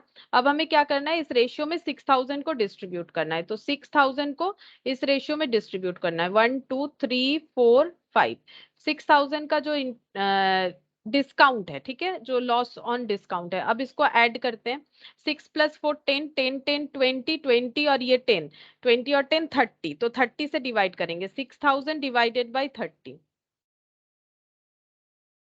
200, 200 इंटू 10 मतलब 2,000, 200 इंटू 2, 1,600, 6 इंटू 2, 1,200, 4 इंटू 2, 800, 2 इंटू 200, 400, ठीक है। ये हो जाएगा अमाउंट। अब देखते हैं ऐसा ऑप्शन कौन सा है। 2,000, 2,000, उसके बाद 1,600, 1,200, 2,000, 1,600, 1,200, 800 और 400। इसका मतलब ऑप्शन बी, ऑप्शन बी हम लोग का सही आंसर है, ठीक है। देखो ऑप्शन बी आंसर होगा, यहाँ पर किया हुआ है हिंट्स, ठीक है। तो ऑप्शन बी हम लोग का आंसर होगा। अच्छा, नेक्स्ट देखो क्वेश्चन नंबर 54, यहाँ पर क्या बोला है, moon limited issued 5,000 debenture of 100 each at a discount of 10%, the expenses on issue amount to 20,000, expenses on issue करते हुए एक्सपेंस हुआ था। The company wants to redeem the debenture at the rate of 1 lakh each year commencing with the end of 5th year. 5th year के and से company चाहती है कि वो डिवेंचर रिडीम करना स्टार्ट करे। How much discount and expenses should be written off in each year, हर साल कितना डिस्काउंट और एक्सपेंसेस को राइट ऑफ करना पड़ेगा। यहाँ पर एक एक्सपेंस भी दे दिया है, एक्सपेंस मतलब डिवेंचर इशू करते हुए एक्सपेंस। अच्छा, अब यहाँ पर देखते हैं कैसे राइट ऑफ करना पड़ेगा। हम लोग पहले टोटल डिस्काउंट चेक करते हैं, 5,000 डिवेंचर 100 रुपीज वाला, पहले देखते हैं टोटल डिस्काउंट कितना हो रहा है। क्वेश्चन नंबर 54, ठीक है। तो यहाँ पर लिखते हैं टोटल डिस्काउंट, डिस्काउंट हो रहा है यहाँ पर 5,000 इंटू 100, 10% डिस्काउंट। तो 5,000 इंटू 100 इंटू 10% डिस्काउंट, तो टोटल डिस्काउंट पता चल जाएगा। डिवेंचर है 5,000 इंटू 100 यानी 5 लाख, इस पे 10% डिस्काउंट है, तो ये हो गया 50,000, ठीक है। तो टोटल डिस्काउंट 50,000। अच्छा, ये राइट ऑफ करना है और इसके साथ साथ हम लोग को राइट ऑफ करना पड़ेगा एक्सपेंसेस, ठीक है, एक्सपेंसेस ऑन 20,000। ये दोनों चीजों को राइट ऑफ करना है, तो दोनों को ऐड कर लेते हैं। तो टोटल राइट ऑफ करने का अमाउंट हम लोग का हो गया 70,000। अब 70,000 को राइट ऑफ करना है। अब देखते हैं किस तरह से पे किया जाएगा। जो डिवेंचर है, ठीक है, ये पे करना है हम लोगों को। The company wants to redeem the debenture at the rate of, अच्छा, हर बार 1 लाख करके पे करना है, 1 lakh each year commencing with the end of the 5th year, ठीक है। 5th ईयर के एंड से 1 लाख करके रीपे करना है। तो डिवेंचर कितने दिन में रीपे हो जाएगा, अच्छा इसका कुछ टाइम पीरियड बताया था, चेक करते हैं। नहीं, ऐसा कुछ नहीं बोला था। Company wants to redeem debenture at the rate of 1 lakh each year commencing with the end of 5th year. 5th year के एंड से स्टार्ट किया जाएगा, ठीक है। तो देखो इसका ये इस तरह से बनेगा। तो डिवेंचर पहले कितना है, 5 लाख। फर्स्ट ईयर में 5 लाख था ओपनिंग में, क्लोजिंग में भी 5 लाख हो रहा है, कोई रीपे नहीं हो रहा है क्योंकि 5th ईयर के एंड से रीपे होना स्टार्ट होगा। फिर सेकेंड ईयर भी 5 लाख दिखेगा, थर्ड ईयर के एंड में भी 5 लाख दिखेगा, फोर्थ ईयर के एंड में भी 5 लाख दिखेगा, 5th ईयर के एंड में भी 5 लाख दिखेगा, ठीक है। उसके बाद से रीपे होना स्टार्ट होगा 1 लाख करके, और 5th ईयर के एंड से रीपे हुआ 1 लाख, तो कितना दिखेगा, 4 लाख, ठीक है। फिर 1 लाख रिडीम हो गया तो अब कितना दिख रहा है, 3 लाख, ठीक है। फिर 1 लाख रिडीम हो गया तो अब कितना दिख रहा है, 2 लाख। फिर 1 लाख रिडीम हो गया तो अब कितना दिख रहा है, 1 लाख। फिर 1 लाख रिडीम होगा, तो ये इस तरह से होगा। तो आउटस्टैंडिंग रेशियो क्या हो गया, आउटस्टैंडिंग रेशियो ऑफ डिवेंचर, ये कितना हो जाएगा, ये वाला आउटस्टैंडिंग है। तो 5:5:5:5, 1 2 3 4 5, 1 2 3 4 5, 5 बार 5, और 4 फिर धीरे धीरे रीपे हुआ, 4 3 2 1, ठीक है। अब इसको हम लोगों को 70,000 को राइट ऑफ करना पड़ेगा इस तरह से। तो 70,000 इसको राइट ऑफ करना पड़ेगा। तो 5, 1 2 3 4 5, मतलब 20 और यहाँ पर और एक बार 5, 25 और यहाँ पर 5, 30 हो जाता है, ठीक है। तो 70,000 डिवाइडेड बाई 30, तो जितना भी अमाउंट आ रहा है इंटू 5, तो ये कितना आ रहा है देखते हैं। ये आ रहा है 11,000 आ गया। अच्छा, मेरा टोटल गलत हो गया शायद, देखते हैं, टोटल गलत हो गया। 25 और ये 5 9 और एक 10, ओ 35 हो रहा है, ठीक है, 35 हो रहा है। तो 70,000 डिवाइडेड बाई 35,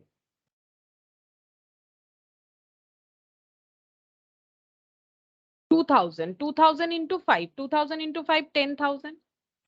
ऐसा कितना बार होगा, 5 बार 10,000 होगा, 2 3 4 5, ठीक है। मतलब ये सारे 5 के लिए हो गया। तो यहाँ पर कितना वैल्यू आया, 2,000, 2,000 इंटू 5, अब 2,000 इंटू 4, 8,000, 2,000 इंटू 3, 6,000, 2,000 इंटू 2, 4,000, 2,000 इंटू 1, 2,000, ठीक है। आउटस्टैंडिंग जो रेशियो होता है उसी के हिसाब से तो हमें करना पड़ता है ना, तो आउटस्टैंडिंग रेशियो के हिसाब से इतना आ रहा है। तो 10,000 करके 5 बार, 1 2 3 4 5, उसके बाद 8,000, 6,000, 4,000, 2,000, 8,000, 6,000, 4,000, 2,000, यानी ऑप्शन ए हम लोग का आंसर होना चाहिए। हाँ, ऑप्शन ए ही आंसर दे रखा है, ठीक है। तो ऑप्शन ए हम लोग का आंसर होगा।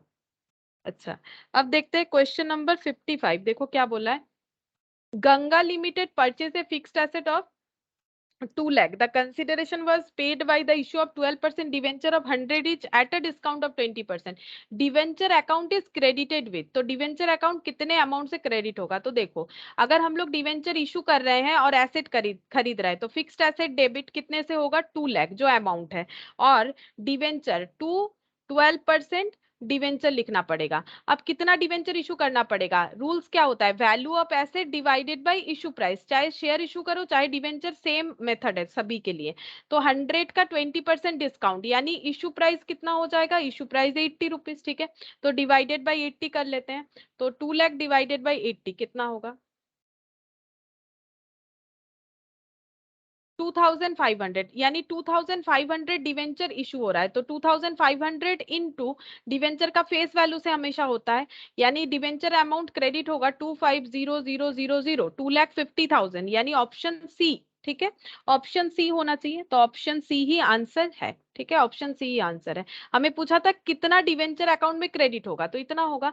और यहाँ पर हम लोग क्या दिखाएंगे, फिर ये 50,000 ये लॉस ऑन डिस्काउंट हो रहा है, ठीक है, क्योंकि 20% डिस्काउंट हो रहा है। अब 20% मतलब कितना, 20 रुपीज, 2,500 का 20 रुपीज करके देखो 50,000 ही होता है, ठीक है। 50,000 से वो एडजस्ट हो जाएगा एंट्री। अच्छा 56 number, N limited purchase a fixed asset for 4 lakh out of which 1,30,000 paid in cash and balance in debenture. The consideration was paid by the issue of 12% debenture of 100 each at a discount of 10%. Number of debenture to be issued. तो 4 लाख का asset है, उसमें 1,30,000 पे कर दिया गया है, बाकी के लिए डिवेंचर इशू किया गया है। तो पहले देखते हैं डिवेंचर कितने के लिए इशू किया जाएगा। तो 4 लाख माइनस 1,30,000, तो यहाँ पर वैल्यू ऑफ एसेट हम लोग क्या मानेंगे, जो पे कर दिए वो वैल्यू ऑफ एसेट डिवेंचर के लिए तो वैलिड नहीं हो रहा है, तो यहाँ पर 2,70,000 हो गया। 2,70,000 रुपीज का एसेट के लिए मैम हम लोगों को 3000 3,000, अच्छा चलो 3,000 होगा, तो 10% यानी कितना हो जाएगा, 93,000 हो रहा है। सही बात, 3,000, ऑप्शन ए, ऑप्शन ए, ठीक है। 57, F Limited purchased machinery from G Company for a book value of 4 lakh. The consideration was paid by the issue of 10% debenture of 100 each, a premium of 25%. The debenture account is credited with. तो machine purchase हुआ है 4 लाख, मतलब fixed asset machine लिख देते हैं, machine debit 4 lakh, ठीक है। Consideration 10% debenture 100 etch at a premium of 25%, तो डिवेंचर अकाउंट कितना होगा, टू 10% डिवेंचर प्रीमियम में हुआ है, तो टू सिक्योरिटीज प्रीमियम भी इसका मतलब एंट्री में आएगा। अब कितना डिवेंचर इशू हो रहा है, asset value divided by issue price, ठीक है। इशू प्राइस है 125, एसेट वैल्यू कितना है 4 लाख, 4 लाख डिवाइडेड बाय 125 करने से नंबर ऑफ डिवेंचर पता चलेगा। मैम 3,20,000 3,20,000, अच्छा हाँ 3,20,000, 3,200 हो रहा है नंबर ऑफ डिवेंचर, और इस पे 100 मल्टीप्लाई करने से है 3,20,000 होगा। सही बात, 3,20,000, ऑप्शन बी में तो नहीं दिख रहा है, सी, हाँ ऑप्शन सी, हाँ 3,20,000। अच्छा नेक्स्ट देखो 58, T Limited has issued 14% debenture of 20 lakh at a discount of 10% on April 1, 2017 and the company page interest half yearly on June. अच्छा अब ये इंटरेस्ट का क्वेश्चन आ रहा है, interest 30 June and December 31 every year, तो company 2 बार interest देती है, जून को और दिसंबर को। डिवेंचर कितना इशू हुआ है 20 लाख रुपीज, डिस्काउंट 10% में 14%। On March 31, 2019 the amount is shown as interest accrued but not due. तो मार्च में अगर इनका ईयर एंड होता है, मतलब फाइनल अकाउंट्स बन रहा है, तो वहां पर interest accrued but not paid ये कितना दिखेगा बैलेंस शीट में, ये हमें पूछा गया है। तो देखो अगर इंटरेस्ट कब कब दिया जाता है, यहाँ पर देखते हैं, देखो इंटरेस्ट दिया जाता है जून को, जून और दिसंबर, तो ये मान लो 31 दिसंबर, इसके बाद आ गया 30 जून, और ईयर एंड अगर 31 मार्च को होता है, तो मार्च के आगे तो दिसंबर ही आएगा, मतलब यहाँ पर फिर से दिसंबर आ जाएगा, ठीक है। तो फिर इसका ड्रॉ ऐसे करते हैं, ऐसे कर लेते हैं, 31 मार्च, उसके आगे आ जाएगा 31 दिसंबर, और उसके आगे आएगा 30 जून। तो इंटरेस्ट देखो यहाँ पर अगर हम लोगों का मार्च में ईयर एंड हो रहा है, तो interest accrued but not due, क्योंकि इंटरेस्ट इसके बाद 30 जून को ही मिलना चाहिए, तो एक्रूड बट नॉट ड्यू ये कितने मंथ का हो रहा है, दिसंबर के बाद जैन फेब मार्च, 3 मंथ्स के लिए इंटरेस्ट एक्रूड हुआ बट ड्यू नहीं हुआ, ड्यू डेट तो 30 जून को आएगा, 3 मंथ्स का होगा। अच्छा अब हमें क्वेश्चन में क्या बोला है, कैलकुलेट करने बोला है, क्या कैलकुलेट करके बताओ, हाँ कैलकुलेट ही करना है, कितना अमाउंट होगा, तो 3 मंथ्स का इंटरेस्ट कैलकुलेट करते हैं। डिवेंचर का इंटरेस्ट हमेशा फेस वैल्यू पे होता है, तो 20 लाख, ठीक है 20 लाख हो गया फेस वैल्यू वाला, इंटू यहाँ पर कितना हो जाएगा, into 14% into 3/12,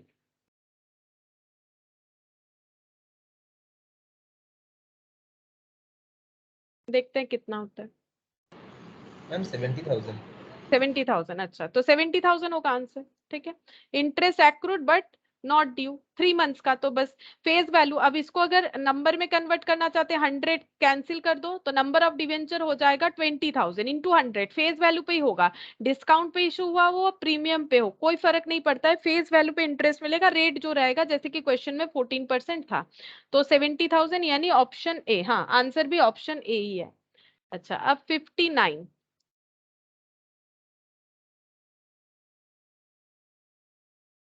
On May 1, 2018, UWB Limited issued 7% 10,000 convertible debenture of 100 each at a premium of 20%. Interest is payable on 30th September, 31st March. Assuming that interest runs from the date of issue, the total amount of interest expenditure debited to profit and loss account for the year ended 31st March 2019. बोल रहा है कि 31st March 2019 तक कितना interest का खर्चा हुआ है वो हमें बताना है। ठीक है, पहले देखते हैं कि इशू कब हुआ है, ऐसे ड्रॉ करते हैं। 1 मतलब 5 18 को इशू हुआ है। ठीक है, अच्छा 7% है रेट। अच्छा उसके बाद बोल रहा है कन्वर्टेबल डिवेंचर 20%, इंटरेस्ट पेबल है 30 सितंबर 31 मार्च। अच्छा इंटरेस्ट पेबल 30 सितंबर और 31 मार्च, ये हो गया इंटरेस्ट का डेट। ये क्रॉस क्रॉस से मैंने इंटरेस्ट का डेट बता दिया। अच्छा आगे पढ़ते हैं क्वेश्चन को।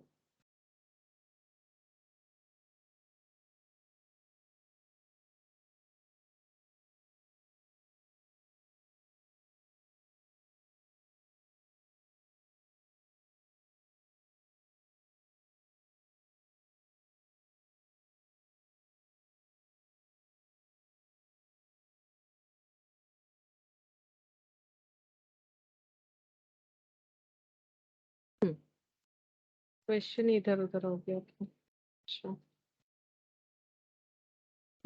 अब देखो, assuming that interest runs from the date of issue से इंटरेस्ट स्टार्ट हो गया, वैसे भी होता ही है। The total amount of interest expenditure debited on 31 March 2019, तो 31 मार्च 2019 तक कितना इंटरेस्ट, तो ये ईयर स्टार्ट हुआ होगा 1 अप्रैल 18, एंड होगा 31 मार्च 19। यहाँ तक कितना इंटरेस्ट का खर्चा हो चुका है ये हम लोग को बताना पड़ेगा। ठीक है, तो यहां से लेके एक बार यहाँ इंटरेस्ट ड्यू हुआ है और एक बार यहाँ इंटरेस्ट ड्यू होगा, तो कितना मंथ्स हो जा रहा है हम लोग चेक करते हैं। तो कितना है डिवेंचर 10,000 इंटू 100 फेस वैल्यू हो गया। डिवेंचर का रेट है 7% इंटू मंथ कितना हो जा रहा है, मई जून जुलाई अगस्त सितंबर अक्टूबर नवंबर दिसंबर जैन फेब मार्च, 11 मंथ्स, 11/12 चेक करो कितना हो रहा है।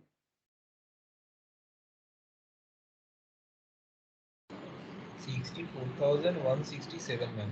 हाँ 64,167 এরকম आंसर अच्छे। 64,167 ये रहा, यानी ऑप्शन डी हो जाएगा। ठीक है, हमें पूछा था कि इशू डेट से लेके अभी तक कितना इंटरेस्ट एक्रू हो चुका है। अच्छा नेक्स्ट देखो question number 60। W Limited issued 20,000 8% debenture of 10 each at par, which was redeemable after 5 years at a premium of 20%. The amount of loss on redemption of debenture to be written of every year. अच्छा कितना loss हो रहा है। अच्छा premium पे redeem होगा, पार पे issue हुआ है, प्रीमियम जो है वही लॉस होगा, क्योंकि डिस्काउंट पे तो इशू नहीं हुआ है कि डिस्काउंट का लॉस होगा। प्रीमियम पे जो रिडीम होगा उसका ही लॉस होगा। तो प्रीमियम कितना है 20%, तो 20,000 इंटू 10 इंटू 20%। प्रीमियम का लॉस पहले चेक करते हैं कितना होता है। तो ये कितना हो जाएगा 20,000, मतलब ये हो गया 2 लाख का 20% मतलब 40,000। 40,000 है प्रीमियम ऑन रिडेम्पशन का लॉस। अब ये राइट ऑफ करना है एवरी ईयर, कितना राइट ऑफ होगा, 5 साल में रिडीम करना है। तो हमें कुछ नहीं बोला है तो हम लोग इक्वली कर सकते हैं, तो डिवाइडेड बाई 5 यानी कितना हो जाएगा, हर बार 8,000 करके, हर बार हम लोग 8,000 करके राइट ऑफ कर सकते हैं एवरी ईयर, क्योंकि हमें तो कुछ नहीं बोला है, तो इक्वली 8,000 यानी ऑप्शन डी हो जाएगा। ये देखो यहाँ पर भी वैसे ही क्या है 8,000। अच्छा 61 में क्या बोला है देखो, P limited issued 5,000 12% debenture of 100 each at a premium of 10% which are redeemable after 10 years at a premium of 20%. The amount of loss on redemption of debenture to be written off. ठीक है, अच्छा issue क्या है 5,100 at a premium of 10% which were redeemable after 10 years at a premium of 20%. अच्छा यहाँ पर लेकिन premium में इशू हुआ है, अच्छा और रिडेम्पशन प्रीमियम में होगा, तो लॉस प्रीमियम वाला ही है। ठीक है, लॉस प्रीमियम वाला है। कितना लॉस हो रहा है प्रीमियम ऑन रिडेम्पशन पे, 5,000 डिवेंचर 100 वाला प्रीमियम है 20%, तो 5,000 इंटू 100 5 लाख, 5 लाख का 20%, 5 लाख का 20% 1 लाख होगा। अब इसको हमें रिडीम करना है, कितने साल में रिडीम होगा, 10 साल में, तो डिवाइडेड बाई 10 कर दो, तो कितना हो जाएगा 10,000। ठीक है, तो आंसर 10,000 होगा। तो हर बार 10,000 करके हमें राइट ऑफ करना पड़ेगा, ऑप्शन सी। ठीक है, ऑप्शन सी हो जाएगा, हर बार 10,000 करके हमें राइट ऑफ करना पड़ेगा। अच्छा नेक्स्ट देखो 62। Rama Limited issued 40,000 8% debenture of 10 each, which were redeemable after 5 years at a premium of 20%. The amount of loss on redemption. तो 20% प्रीमियम, तो 40,000 इशू हुआ है 10 रुपीज वाला और 20% प्रीमियम, तो कितना हो जाएगा 4 लाख का 20%, मतलब 80,000 हो रहा है। 4 लाख का 20% 80,000। अब इसे 5 इयर्स में राइट ऑफ करना है, तो डिवाइडेड बाई 5, 16, हर बार 16,000 करके राइट ऑफ हो जाएगा। The amount of loss on redemption, the amount of loss on redemption of debenture to be written off every year, हर साल कितना राइट ऑफ होगा, 16,000 करके राइट ऑफ होगा। ऑप्शन डी होना चाहिए। अच्छा फिर देखो 63। On 1st July 2017, company issued 2,50,000, 2,500, sorry, 2,500 9% debenture of 100 each at a discount of 10%. The debenture were redeemable by 5 annual drawings of 50,000. मतलब जो है इंस्टॉलमेंट हो रहा है, ठीक है, annual drawings of 50,000 on 31st March each year, हर साल 50,000 करके जो है रिडीम किया जाएगा 5 बार में। तो देखो 5 बार में 50,000 करके 2,50,000 हो रहा है, और उतना ही है 2,500 इंटू 100, इतना ही डिवेंचर है 2,500 इंटू 100 यानी 2,50,000, और 50,000 करके 5 बार में पे करने से उतना ही होगा। Calculate the amount of discount on debenture to be written off at the end of each year on 31st March. ठीक है, तो कितना डिस्काउंट राइट ऑफ होगा, तो डिस्काउंट कितना है 10%। पहले हम लोग टोटल डिस्काउंट चेक कर लेते हैं कि डिस्काउंट टोटल कितना हो रहा है, यहाँ पर करके देखना पड़ेगा। Total discount 2500, number of debenture 2500, और इस पे डिस्काउंट है 10% इंटू 100 इंटू 10, तो ये हो जाएगा 25,000। ठीक है, तो 25,000, 25,000 का हम लोग का हो गया, 25,000 का डिस्काउंट हो गया। ठीक है, अब हम लोग को बोला है डिस्काउंट कैसे हमें राइट ऑफ करना है, तो देखते हैं यहाँ पर क्या बोल रखा था। और भी द डिवेंचर है redeem by 5 annual drawings of 50,000, हर बार 50,000 करके डिवेंचर रीपे होगा 31st मार्च को। और यहाँ पर लेकिन देखो डिवेंचर इशू हुआ है 1 जुलाई को, तो यहाँ पर देखो अगर हम लोग ड्रॉ कर लेते एक बार समझ में आ जाएगा। ये देखो 1 जुलाई 2017 को डिवेंचर इशू हुआ है, और हर बार रिडेम्पशन होने वाला है 31st मार्च एवरी ईयर। ठीक है, तो अभी 31st मार्च को होगा, तो 31st मार्च 2018 हो जाएगा, तो यहाँ से यहाँ। ठीक है, अच्छा उसके बाद नेक्स्ट रिडीम होगा 31st मार्च 19 को, 18 के बाद 19, फिर 19 के बाद 20, 5 बार होना चाहिए, 1 2 3 4 और 5, यानी 20 और 21।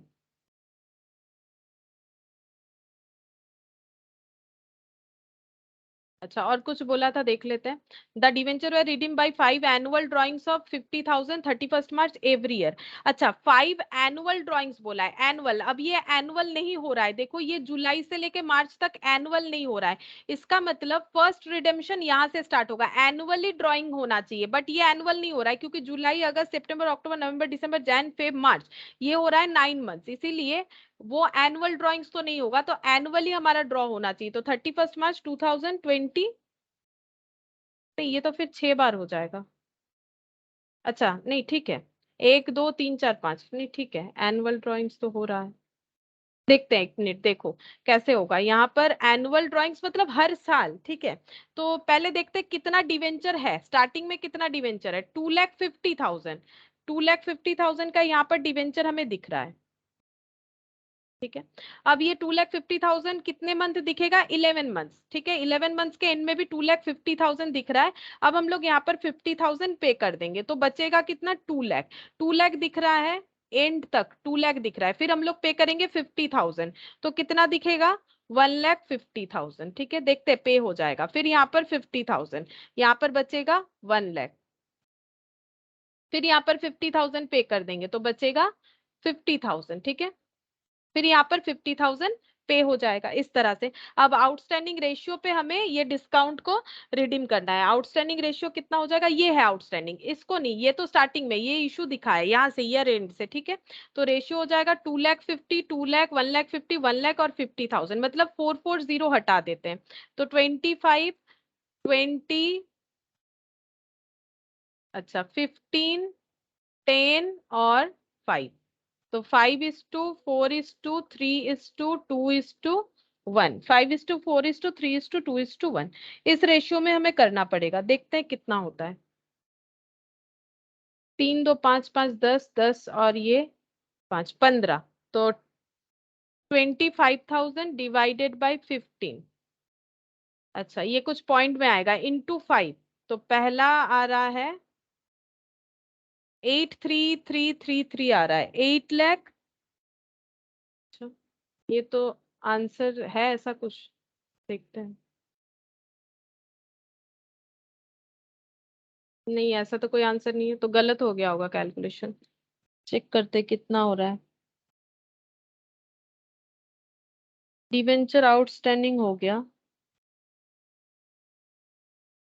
अच्छा इसको, हाँ वही प्रॉब्लम हो रहा है, देखो इसको इक्विवेलेंट, मंथली इक्विवेलेंट भी करना पड़ेगा।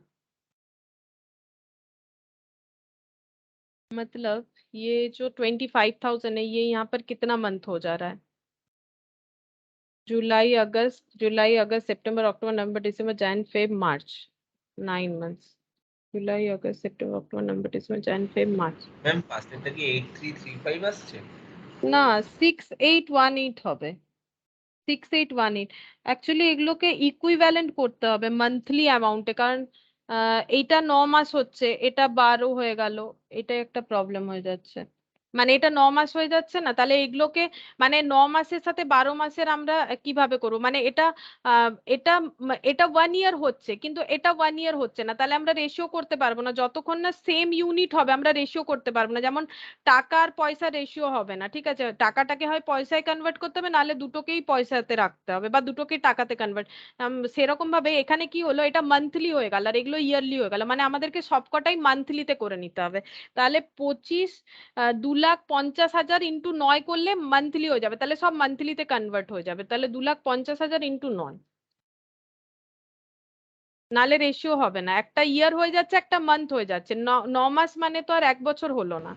ম্যাম 22,50,000। হ্যাঁ এইভাবেই হবে, 22,50,000, হ্যাঁ 22,50,000 ये वाला। अच्छा अब इसके बाद 20 × 12, এবারে মাসে করতে হবে, তাহলে সবই 12 12 দিয়ে গুণ হবে, এগুলো তো 12 মাস করে আছে, এগুলোর অসুবিধা নেই, কিন্তু এই অ্যামাউন্টটা চেঞ্জ হতে হতো। তাহলে 12 × 2 24 লাখ, 12 × 15 18 লাখ,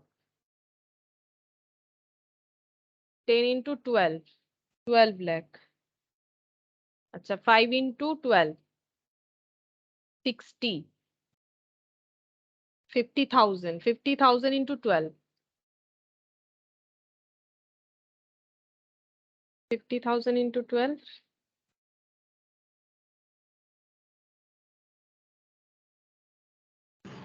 6 লাখ ম্যাম। 6 लाख। अच्छा अब डिस्ट्रीब्यूट करने से हो जाएगा, इसमें नहीं होगा, इसमें डिस्ट्रीब्यूट करना पड़ेगा 25,000 को। अच्छा इसका रेशियो 2:5, 4 4 0 हट जाएगा, 2:5, 240, 180, 120 एंड 60, 2:5, 240, 2:5, 240, 180, 120, 180, 120 and 60, 825, 825। तो 25,000 डिवाइडेड बाय 825,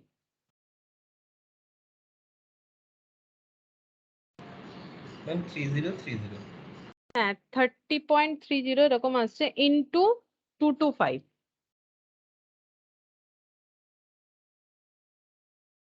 6818, 6818, हाँ এবারে হয়ে যাবে 6818, ये आंसर है। ये देखो 6818, उसके बाद वाला कैलकुलेट करने से ही पता चलेगा। Divided by 225 into 240, divided by 225 कर लेते हैं, इंटू 240।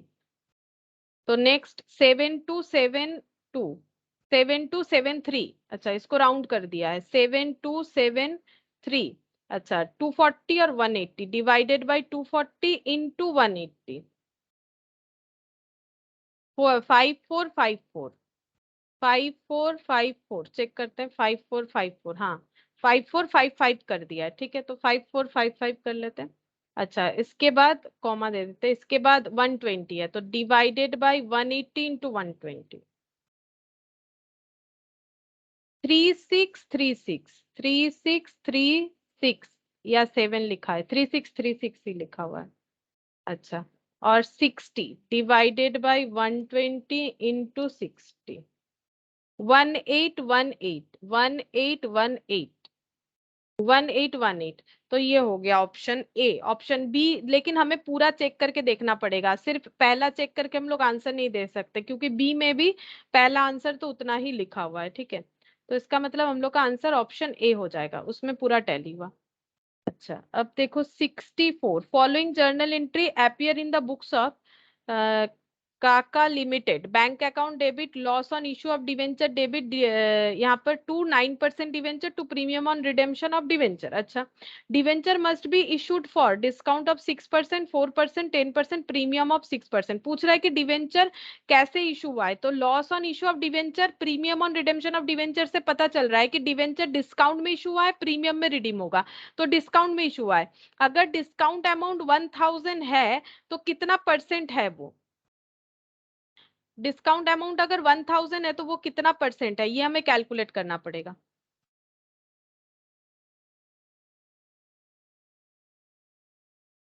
अच्छा इसमें लेकिन वो अमाउंट भी ऐड हो गया होगा, सोचो ये कंबाइन एंट्री है, कंबाइन एंट्री में क्या होता है, loss on issue of debenture to premium on, मतलब इसमें रिडेम्पशन प्रीमियम वाला अमाउंट कितना इंक्लूडेड है, 600। ये तो कंबाइन एंट्री है ना, हम लोग तो अलग अलग सीखे थे, अलग अलग करते हैं।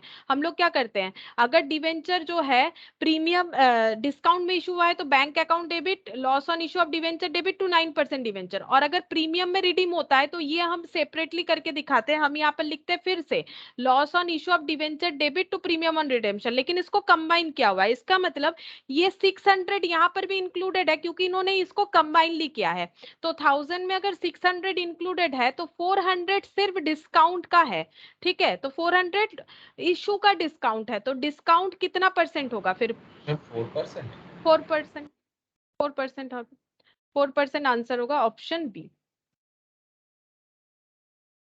अच्छा यहाँ पर फिर 65, डज पी लिमिटेड इशूड 8% है, ठीक है, ये वाला है 8%, ये 96 हो गया है कहीं कहीं, 8% debenture of 100 each at a discount of 5%, redeemable at the end of 5 years at par, which of the following entry is correct. अगर ऐसा है तो कौन सा एंट्री करेक्ट है, तो इशू का एंट्री करना है, तो पहले बात है पैसा मिलेगा बैंक अकाउंट डेबिट, अगर 5% डिस्काउंट है तो 95 रुपीज मिलेगा बैंक अकाउंट डेबिट, लॉस हुआ है 5 रुपीज टू 8% डिवेंचर 100, तो मुझे तो पहला वाला ही सही लग रहा है, देखते हैं।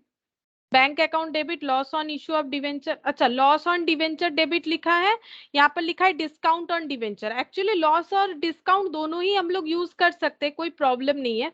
यहाँ पर बैंक, ये देखो ये वाला तो नहीं होगा, bank to loss on issue ये तो नहीं होगा, टू नहीं होगा, ये भी नहीं होगा, ठीक है। तो ऑप्शन बचा, ये दो तो गलत है बिल्कुल, लॉस तो कभी डेबिट होता है ना, क्रेडिट थोड़ी ना होता है। अब ये दो में देखो थोड़ा सा कंफ्यूजन हो सकता है, क्योंकि मैंने बोला हुआ है कि loss on issue of debenture भी सही है, डिस्काउंट ऑन डिवेंचर भी सही है, लेकिन एक्चुअली दोनों को कंबाइनली यूज कर सकते हैं, प्रॉब्लम नहीं है। देखो इन्होंने भी यहाँ पर अभी किया हुआ था, है ना, इसको लॉस ऑन इशू बोल के दिखाया था, प्रॉब्लम नहीं है। लेकिन अगर हमें दोनों लैंग्वेज अलग अलग ऑप्शन के साथ दे दे तो हम लोग डिस्काउंट ऑन इशू लिख सकते हैं, ठीक है, डिस्काउंट ऑन डिवेंचर या लॉस ऑन डिवेंचर, दोनों ही मुझे सही लग रहा है, क्यों पता नहीं दो आंसर दे रखा है इन लोगों ने, ऑप्शन बी को इन्होंने सही बताया है।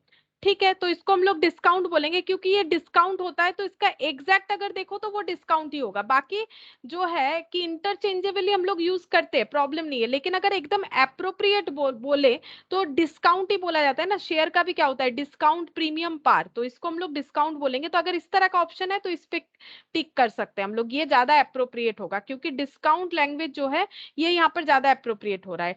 डिस्काउंट मतलब खुद से छूट देना, और लॉस मतलब जो हो वो हो जाता है, ठीक ठीक है। डिस्काउंट मतलब कंपनी पहले से ही सोच रखी है कि इतने का डिस्काउंट देगी। वैसे प्रीमियम भी कंपनी सोच के ही रखती है, फिर भी उसको लॉस रिकॉर्ड कर किया जा रहा है, लैंग्वेज तो थोड़ा इंटरचेंजेबली यूज है।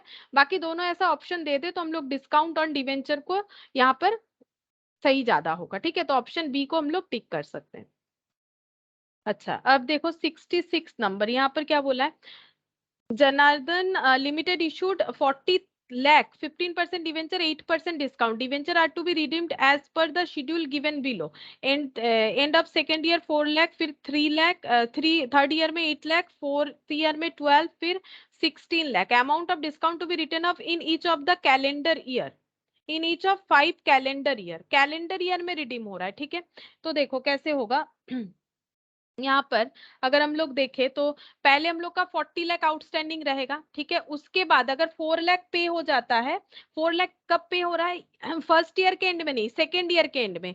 तो फर्स्ट ईयर के एंड में हमें 40 लाख दिखेगा, सेकेंड ईयर के एंड में भी 40 लाख दिखेगा, फिर 4 लाख पे होने के बाद 36 लाख दिखेगा, या फिर टाइमलाइन करके भी समझा सकते हैं। ये देखो 40 लाख है यहाँ पर इशू हुआ, ठीक है। 40 लाख दिखता है एंड में, पे होने के बाद हम लोग उसे चेंज करते हैं। तो फर्स्ट ईयर के एंड में कुछ भी पे नहीं हुआ, सेकंड ईयर के एंड में चेंज हुआ, तो सेकंड ईयर के एंड में भी 40 लाख दिख रहा था, 4 लाख पे हो गया। फिर कितना दिख रहा है, 36 लाख। फिर कितना पे हुआ, 8 लाख। 8 लाख पे होने के बाद कितना दिखेगा, 28 लाख, 28 लाख दिखेगा। फिर कितना पे हुआ, 12 लाख। 12 लाख पे हो जाने से कितना दिखेगा, 12 लाख पे हो जाने से दिखेगा 16 लाख, ठीक है। और उसके बाद एंड में देखो 16 लाख ही पे हुआ है, यहाँ पर दिखा देते हैं, ये रहा 16 लाख ही पे हुआ है। तो इस तरह से एंड में 16 लाख पे हो गया।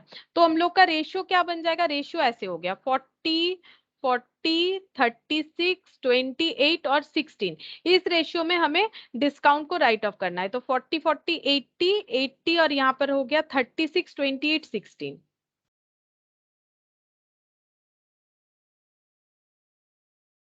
160, ठीक है। 160 हो गया है। अब कितना डिस्काउंट है वो देखते हैं। डिस्काउंट हो जाएगा 8%, मतलब 8% मतलब टोटल डिस्काउंट हो गया 3,20,000, 40 लाख का 3,20,000 को हमें डिस्ट्रीब्यूट करना पड़ेगा। 3,20,000 इसको हम लोगों को डिस्ट्रीब्यूट करना पड़ेगा, 3,20,000 डिवाइडेड बाई 160।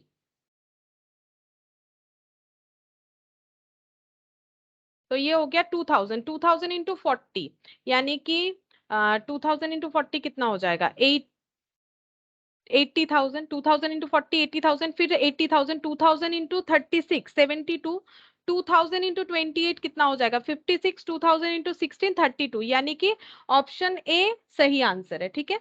इसका सही आंसर ऑप्शन ए हो जाएगा। अच्छा, इसके बाद कितना सारा बच रहा है देख लेते हैं।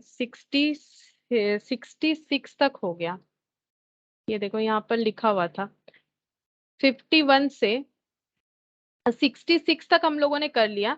अच्छा, अब ये बाकी हम लोग ये यहाँ तक हो गया है, ठीक है। और इसके बाद 75 तक करना पड़ेगा, 67 से 75 तक काफी सारा है, तो इसको हम लोग नेक्स्ट दिन ही कर लेंगे, ठीक है, नेक्स्ट क्लास में। ये पीडीएफ तो शायद मैंने शेयर कर दिया है, तो एक बार खुद से भी ट्राई करके देखा जा सकता है।